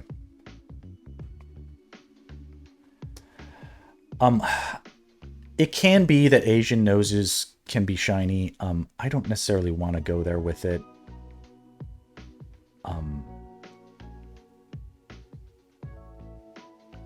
The previous version you had was very striking and statuesque and stuff like that, but I've more or less just softened the hell out of all the lighting, and I think it's better for it overall.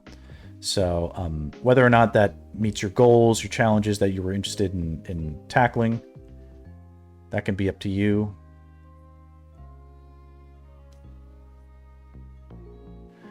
This guy actually is now starting to resemble a certain Asian fitness influencer that I don't follow, but he seems to have reels go viral and pop up on my thing.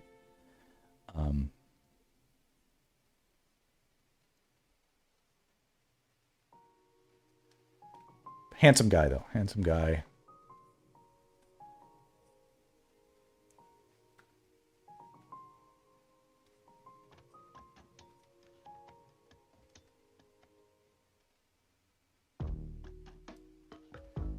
feels like that wants to go there. Come out a little bit more.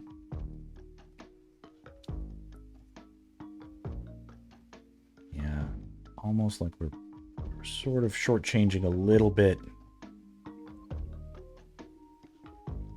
the angle in the face. Like if his face is angled to us, we gotta have that sort of represented, especially in the nose. It can't be too dead on, right?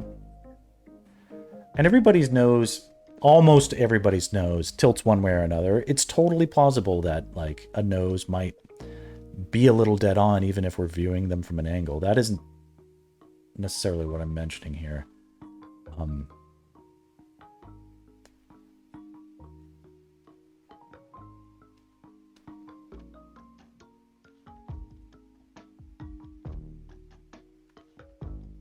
Kind of cool.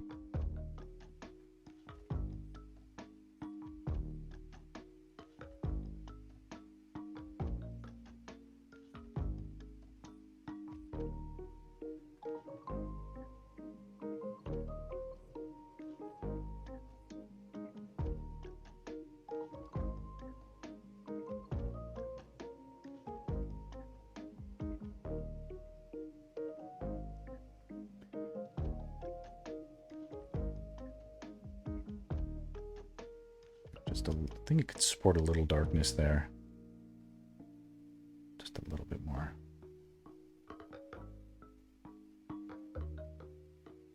We don't need as much. Yeah, a little more shadow there overall.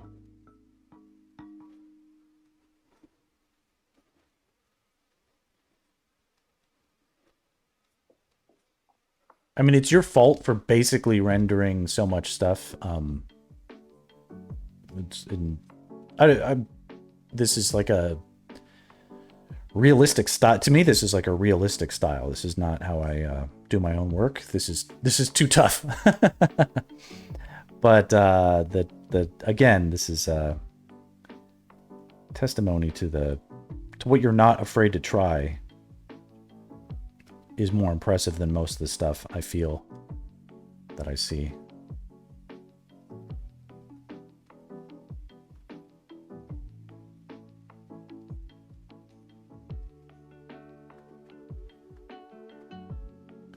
I think your skill as a young artist exceeds my skill as a young teacher.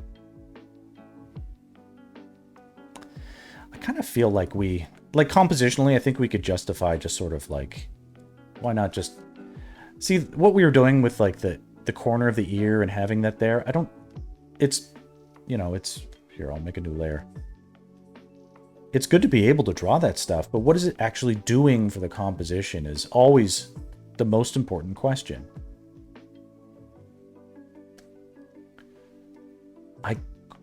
I don't know. I don't know. And if it's not, if the answer isn't, I know exactly what it's doing and it's doing this and it's important for these reasons, don't have it do it.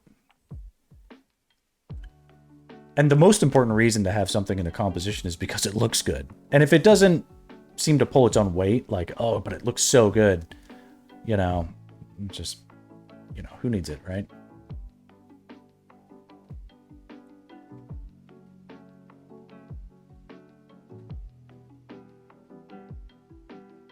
Kind of cool.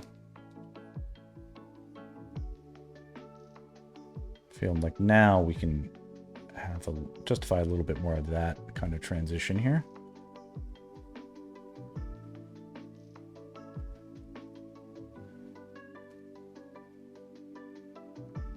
Get that working underneath there. It's probably a little too pink. I'm not really sure what.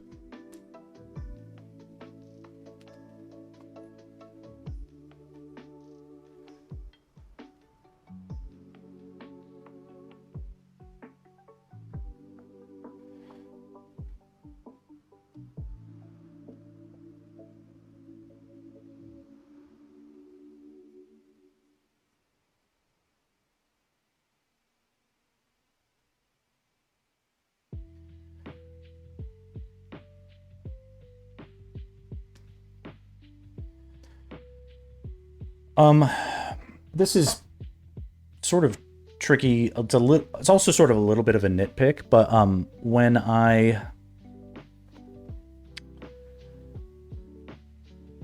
you have the eyes sort of looking at us. I think it's close enough to say that they are, but let's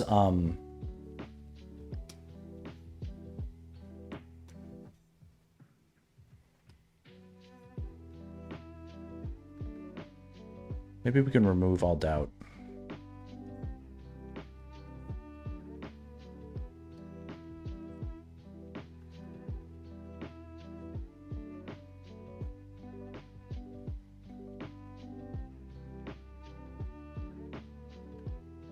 Stuff is so hard.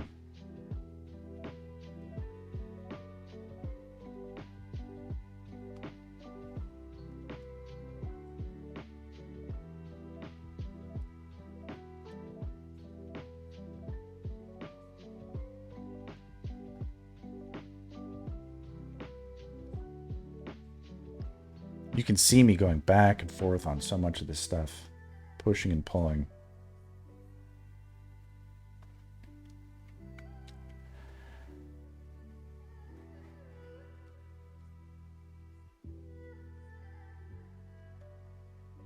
Make a lot of use out of the undo button.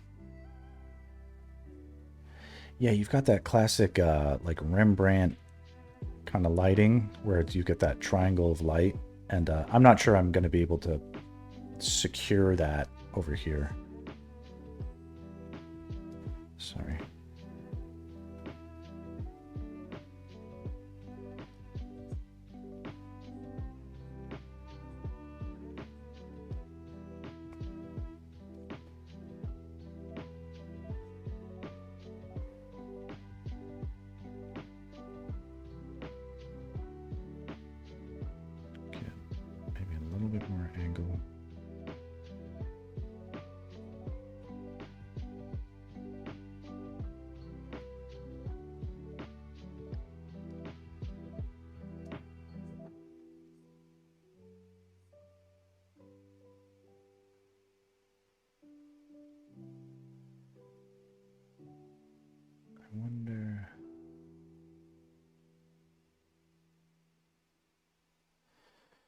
It's possible to get him to look more right at us.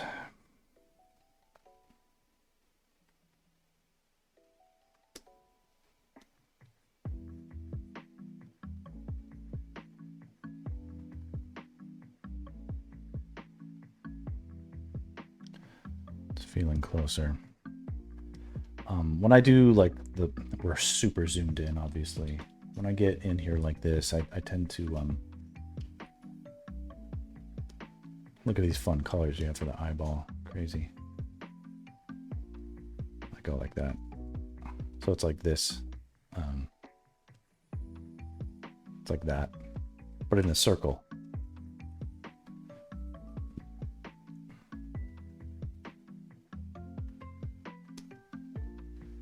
Your mileage may vary.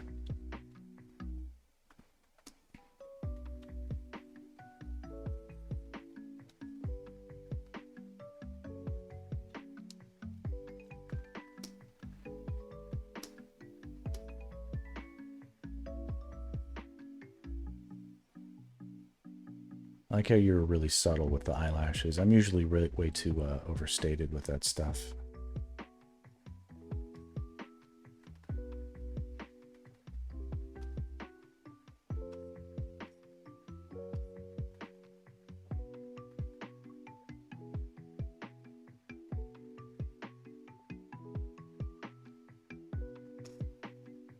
I feel like this is getting a little... transition here with the lips is a little sharp. It's like it's the lips being, all of a sudden this feels like it's, yeah, it's like brighter than it should be.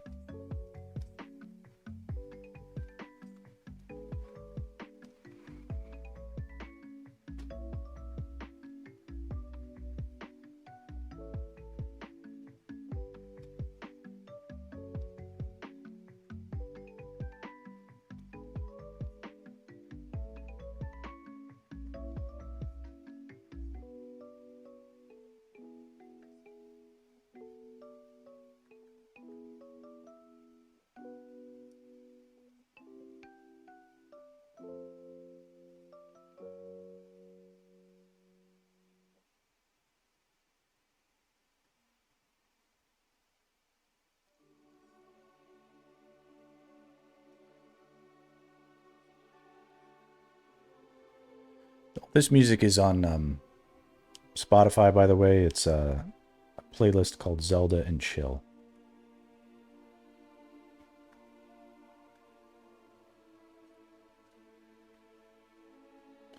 I do like me some highlights in the gooey parts of the eye.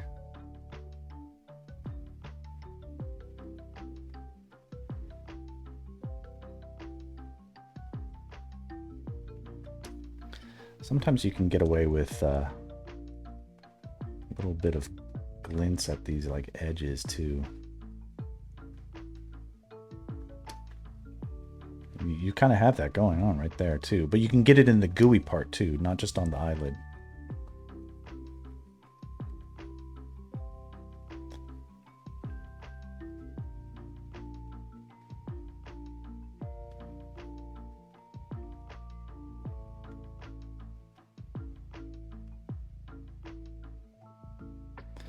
And if you do it wrong, it'll make it look like they're crying, but that's okay.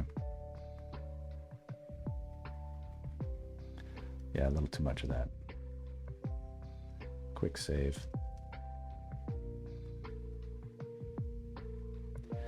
So the black part of the eye, the pupil,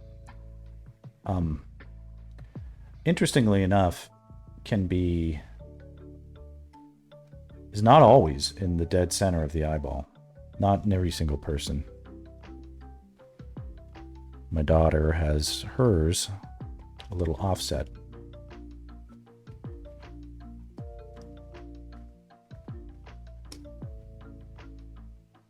Just slightly. And I've seen that variation in many people. So there's room for that to be different. There is. But in this case, I think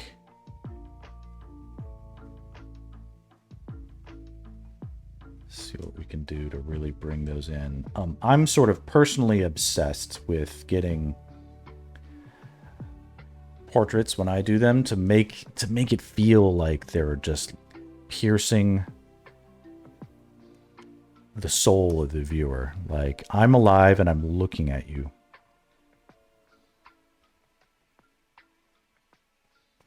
And I'm gonna kill you. No. Yeah, I'm not sure if that worked out better. It can be a very subtle thing. It was almost like they did a better job beforehand.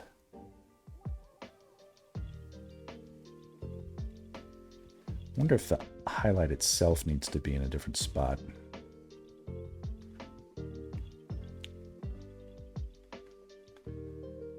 Kind of helps it a little bit.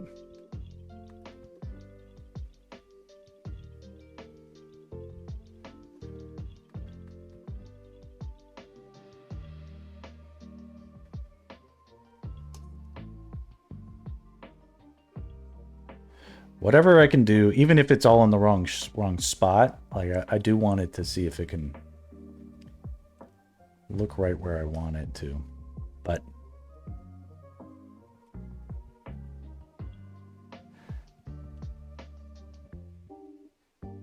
I'm going to forgive myself if I can't chase that down all the way. Here it looks good. When I see it right in front of me, it looks good. When I look at it here, up here in the oh, it looks pretty good there too. All right, I'm gonna walk away from that little aspect of everything, and I'm gonna be like Trump and declare victory where no such celebration was necessarily called for. All right, here we go.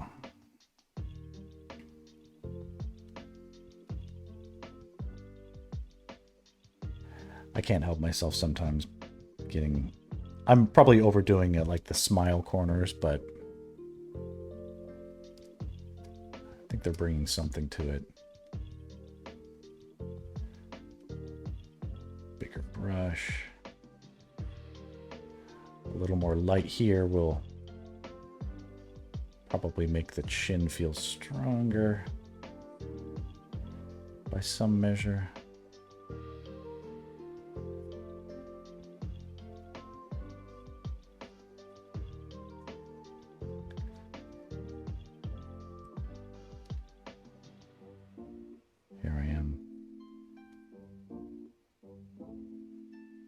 kind of having my way with your art. Sorry about that.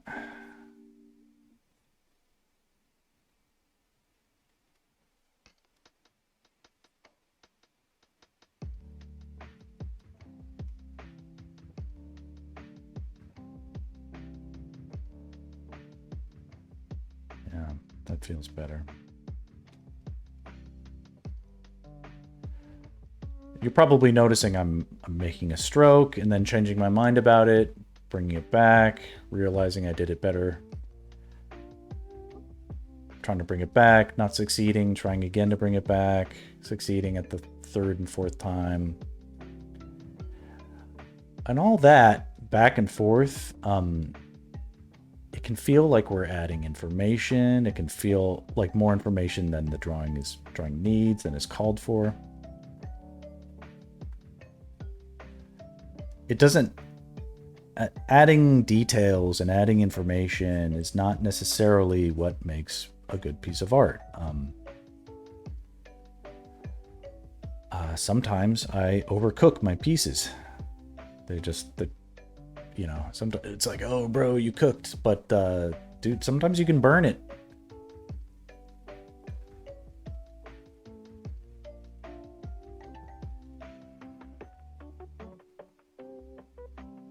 Yeah.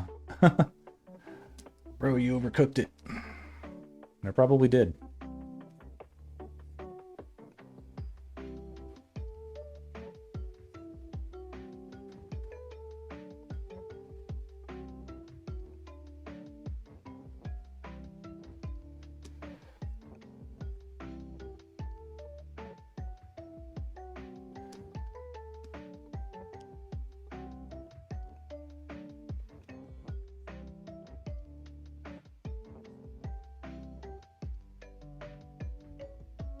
There, that's feeling better. Kind of just needed a little bit of that scoop under the eyes. Brightness. See what that is? Okay.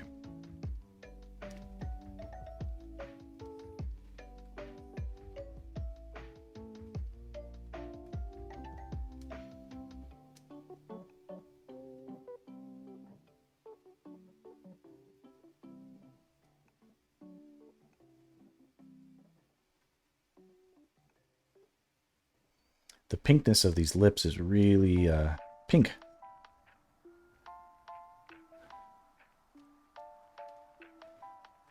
And that's obviously intentional. I want to have a little bit of a transition so that the edge of that lip is not as well defined.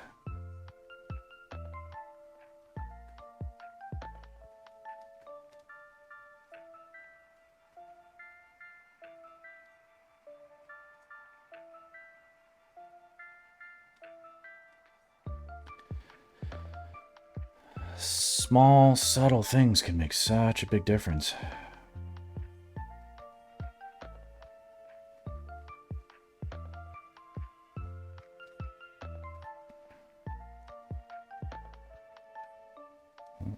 Don't need that.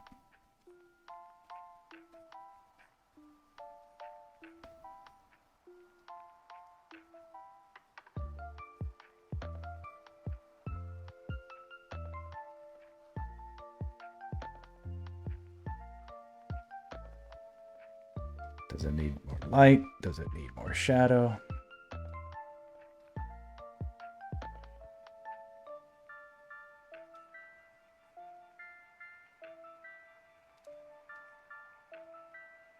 Like, how could you know? How could you know when you're just figuring it out as you go? You just got to figure it out, I guess, huh?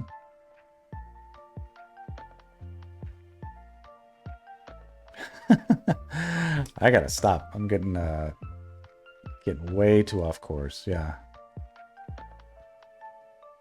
Just like back off. How do I undo everything, huh?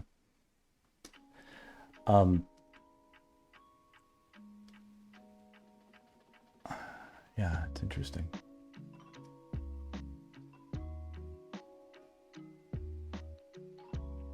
You can see so much difference even in this, and I feel like I barely did anything. Maybe I can erase some of these changes I did. Split the difference.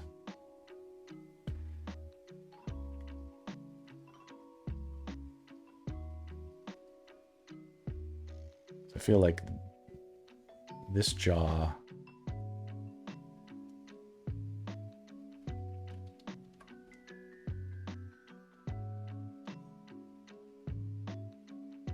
slightly closer.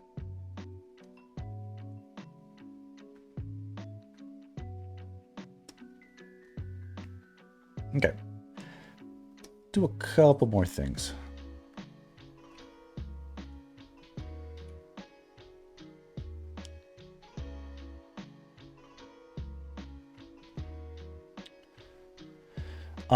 One thing okay, so the back of the head here is a little bright.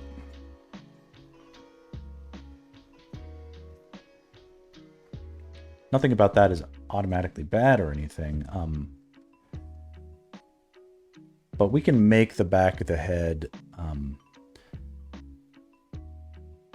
appear bright by just sort of going a little darker with the background in some of these instances. And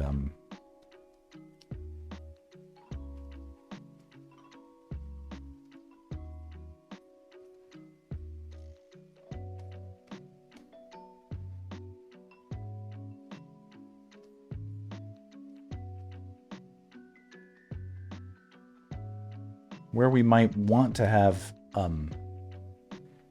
that bit of contrast, we can justify it any number of ways. So we don't have to be like, well, what is there that's making that shadow? You don't have to think about things that way. There could be anything casting a shadow or blocking light from any source.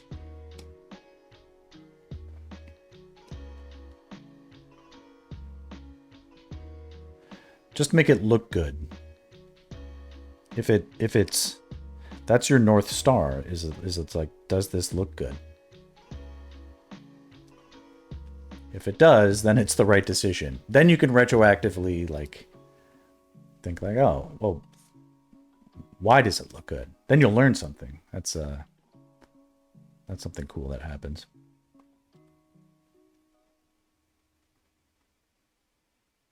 Some of this is, I see potential.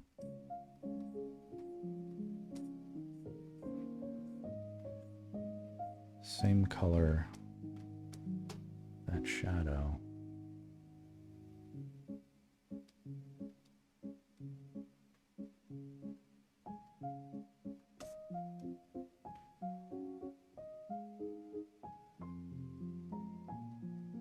I'm experimenting a little bit too much. Let me flip things again. Come back to home base. See if I hate it. Slowly, there we go. Okay.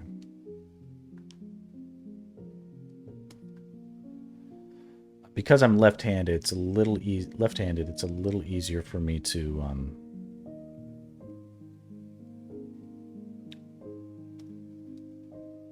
do some of these strokes that I want to do from this angle.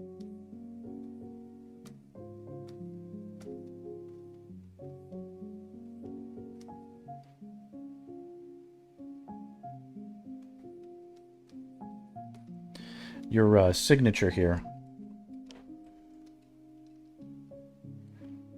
is lovely, and I wonder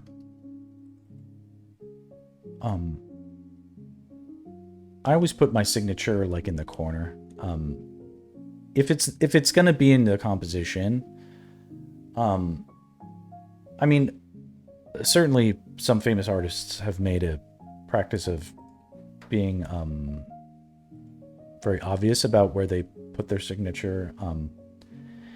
And I think if you're protective about your art and you certainly don't want people to steal it, quote unquote, or whatever, it is definitely, you know, you got to do what feels best, you know, to like honor your efforts and stuff.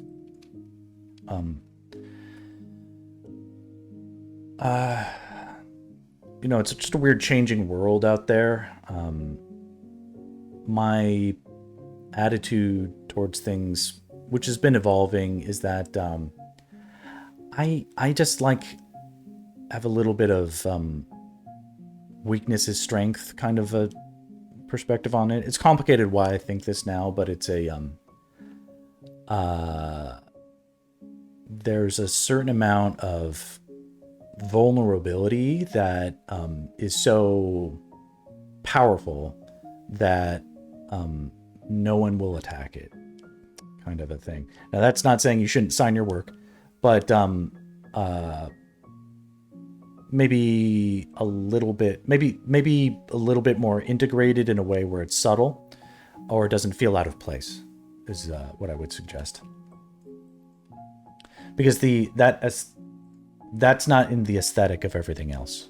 It's a lovely signature.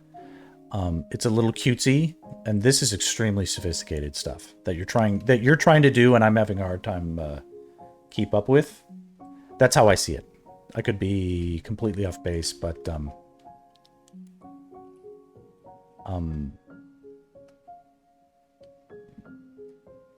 this isn't. You're not doing like little girl like doodle, like my daughter doodling in her books and stuff like that. This is like real art, right?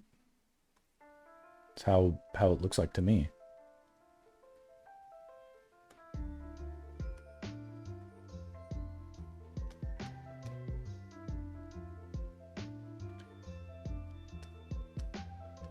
The background, and you had it as a gradient transition, but that doesn't need to be a kind of like afterthought that doesn't. You can get a lot out of a background in terms of enhancing the foreground.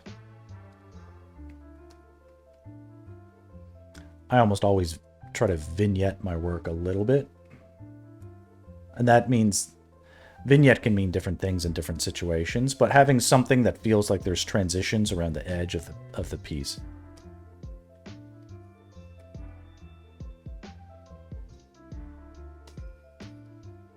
You know, well, light or dark. Almost hardly matters. I'm just experimenting with some things.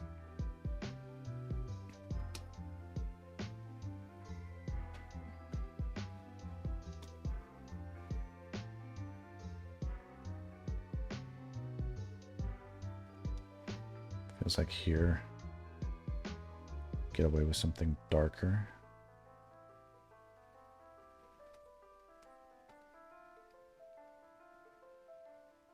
Which means a bit lighter in that background. Go a little bit darker again here. Yeah.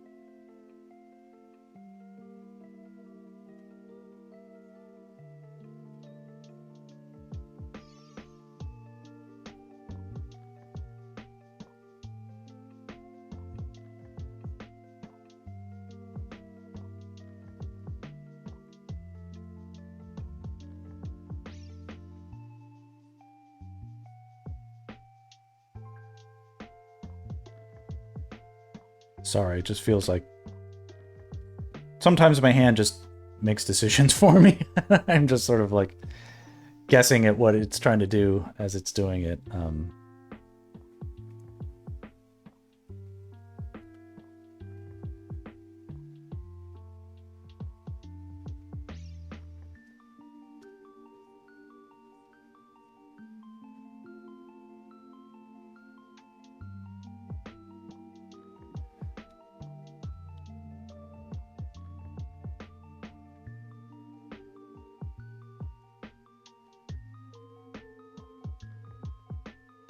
There's a certain pursing of the lip that's sort of happening in your original art that is feels mostly intentional, so I'm trying to sort of honor that, but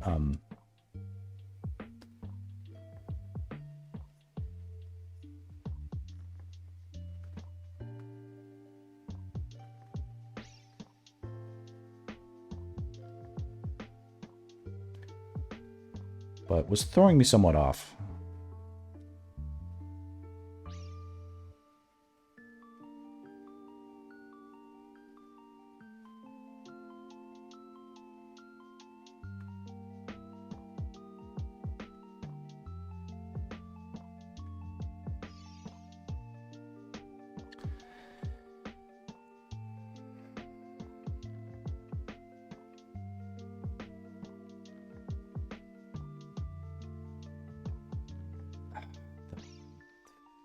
Of these nostrils.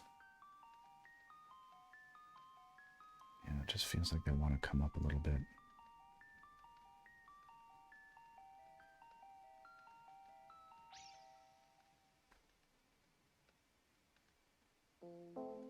And you know, I'm doing this blind. Like, I don't know who this person is supposed to be, so I'm like ruining. I'm kind of like, I know I'm aware I'm probably like anglicizing like the features, and I shouldn't be doing that.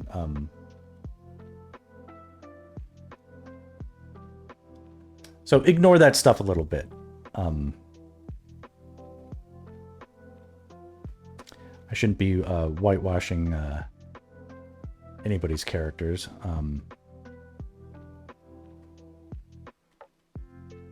To conform to any sort of regional beauty standard or anything like that, but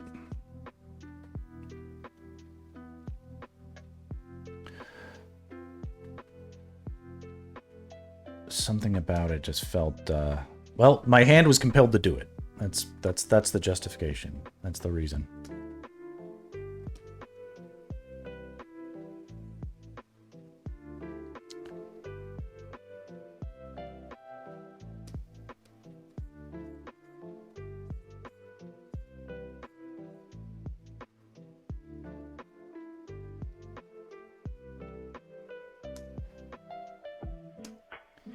Feels like we have to get darker in here.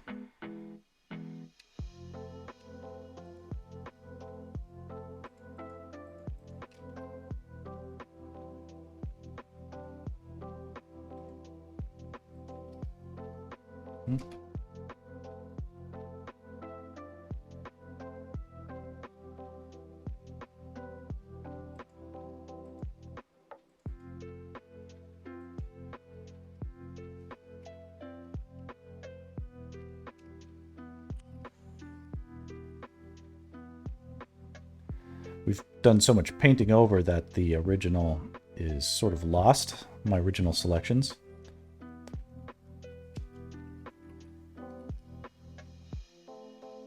We had to make new ones.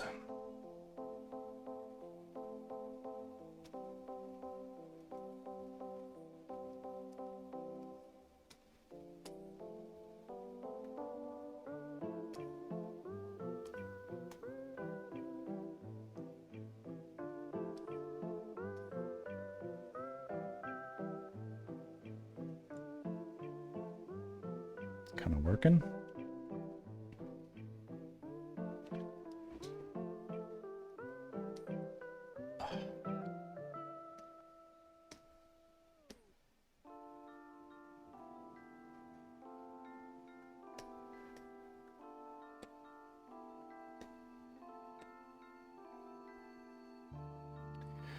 I want to see something.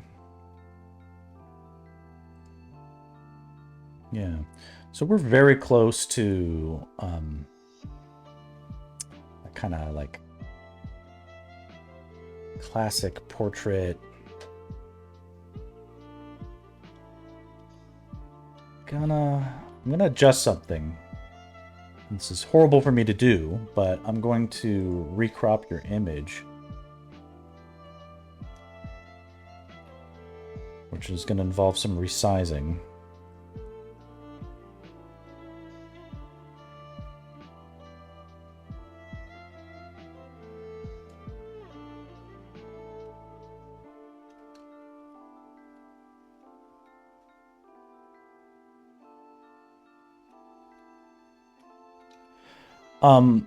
If you, and you know, this is your fault for going with a classic portrait sort of lighting setup with the soft light and the cast shadow and stuff like that. And the angle, it's like all this.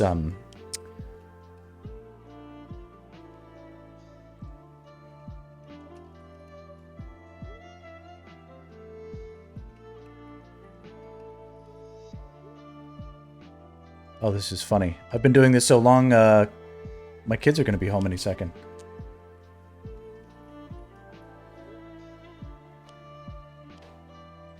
So I got to stop soon. But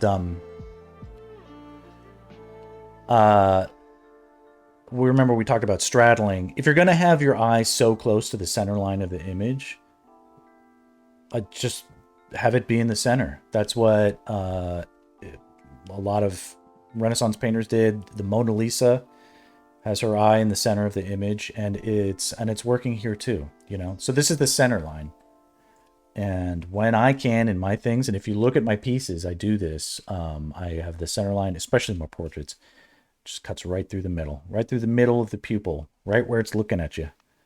And it can have a cool effect. All right, let's turn that off. Okay, so we're going to leave that.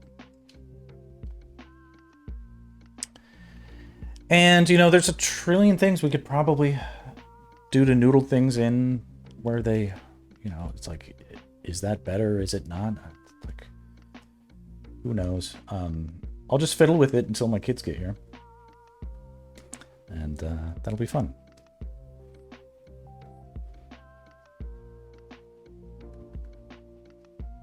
Yeah, I think having a little bit of softness on the forehead where the hair can be casting a shadow helps a lot right there.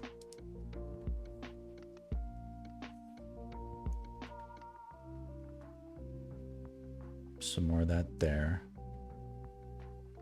Works okay. Sometimes to find your way out of this stuff, you just gotta zoom out.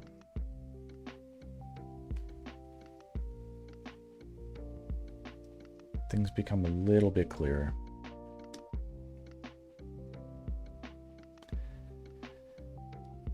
What's happening here with like this line?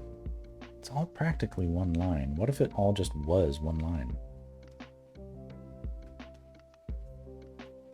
And the color of that line can change. And there can be all sorts of variations. But it's already all basically one line, so maybe it should just be one line.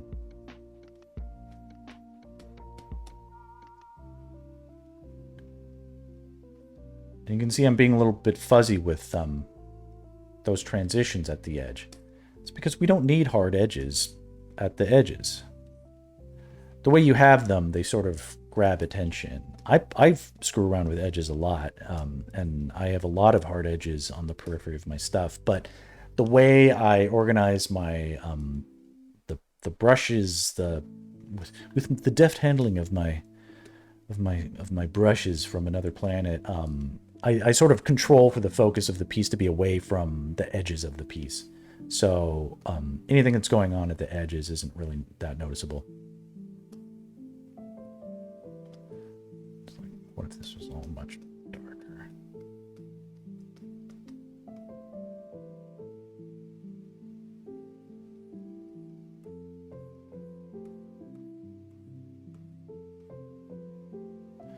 Darker and then lighter.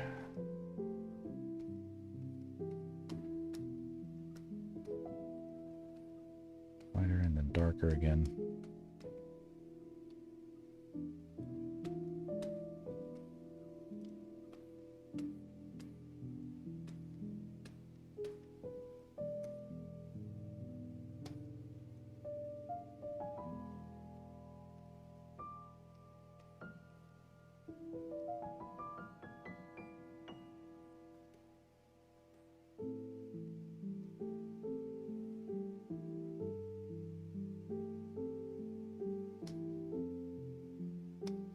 My old teacher Nathan Fowkes was really good at getting those backgrounds, like something interesting, flourishing happening in the backgrounds, and I'm not sure if I'm gonna be as goated as he.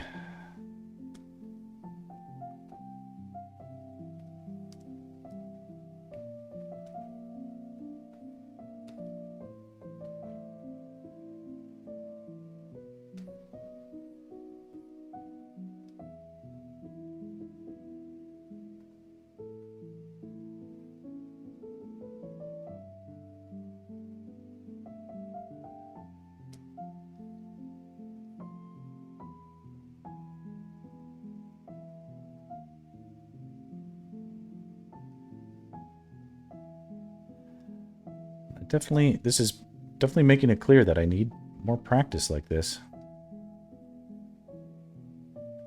This sort of stuff, like doing paintovers.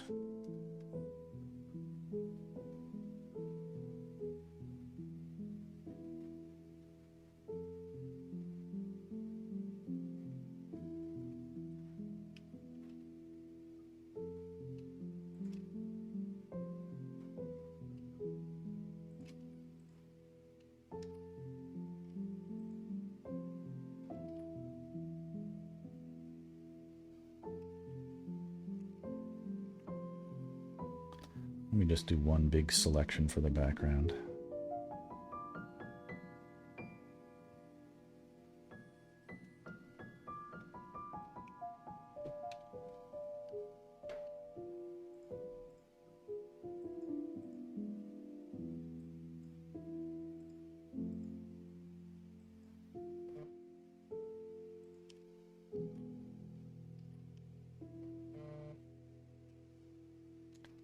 Kind of like that, actually. That was pretty random. Okay, I'm not like a genius with that stuff.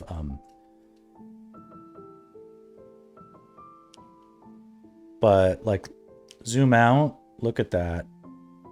It's kind of working. Now we can still paint some variation into it or erase into that what we just did.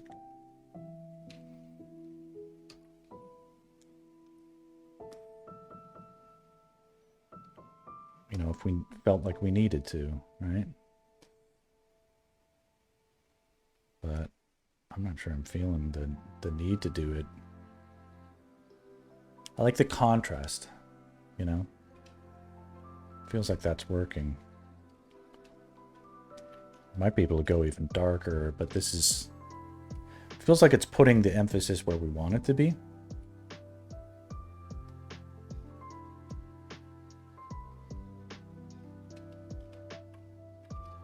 Hold on.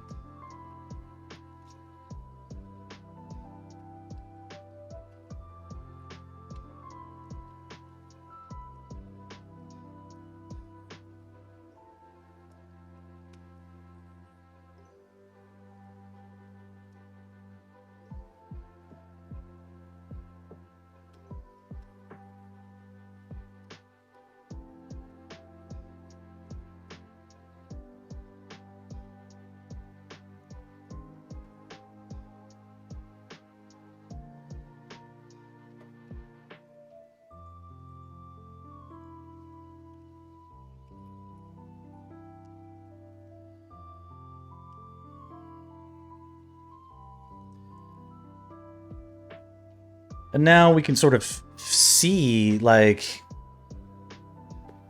what's happening here that we like. Well, we have a very clear delineation between, like, positive and negative space that's happening, where we've got all this negative space surrounding it. And then we have this transition to this sort of complexity within it, right?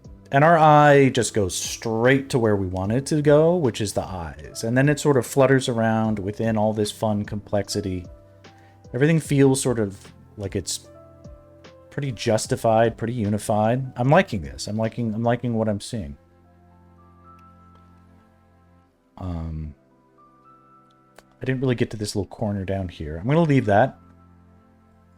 I am going to see what I can do. This is just a little bit... Can we see how this part is a little bit broken up?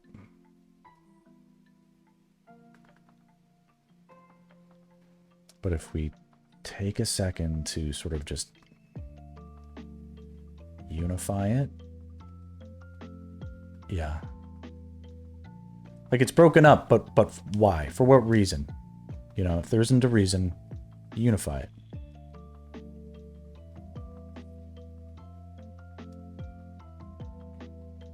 Here we go. And like now I'm looking at this guy and it's like, I don't think this is, it's not to me known to be prevalent in Asian cultures that I'm familiar with, but like almost looks like a, at least modern day Asian cultures, but it almost looks like we're like meeting our groom for the first time on a like an arranged marriage. And it's like, is this love at first sight? It might be. Hi, Kiki, come on in. Hold on. Hey.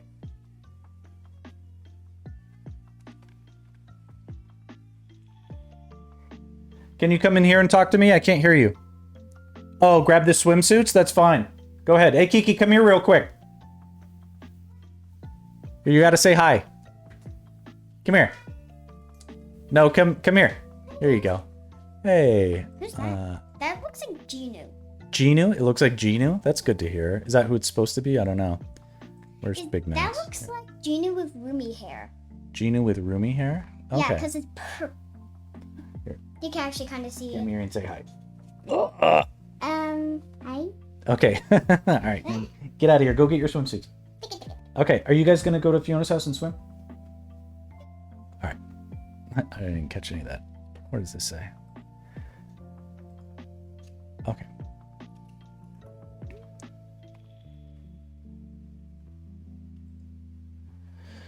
All right. So it's kind of looking cool. Let's keep pressing the wrong button. All right. That's looking rad. All right. If there's more to do, I don't know what to do. Just keep cycling through that stuff. Just always just like, does this look cool? Squint at it. Give it a, give your eyes a rest, come back to it later, work on something else, and all that. But I think this is looking cool. Not a bad, like if you zoom all the way out, you can see how just the composition in the thumbnail kind of looks really cool. Maybe one or two more things I might try. Sorry, I can't help myself.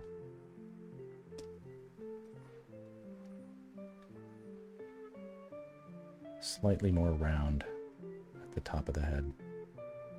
It's crazy, but your eye can detect the slightest fluctuations in light and dark.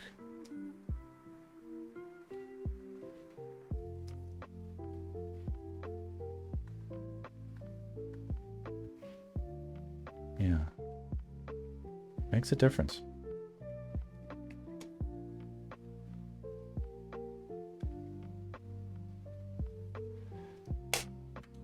Even though this is a hard edge that I've introduced or whatever, because it's such a smooth edge, and because there's so much attention-grabbing stuff towards the edge, towards the middle, you just don't even notice the outside edge. It's cool. All right. Huh. All right, Emma. That'll have to be the unceremonious end to our little education experiment. I do hope this helps, and I apologize again that it took so long. But I had to build it up in my head in terms of importance until I started having panic attacks about it, and now now that I'm recuperated, I hope this serves well. And apparently, it looks like Genu, so this is good news, according to my daughter. I hope. I know you've got big things coming up. Hopefully, everything's going well in your life. Yeah, my best for everything. And let me know if I can help on other stuff. I promise to not be as slow next time. Okay. Adios.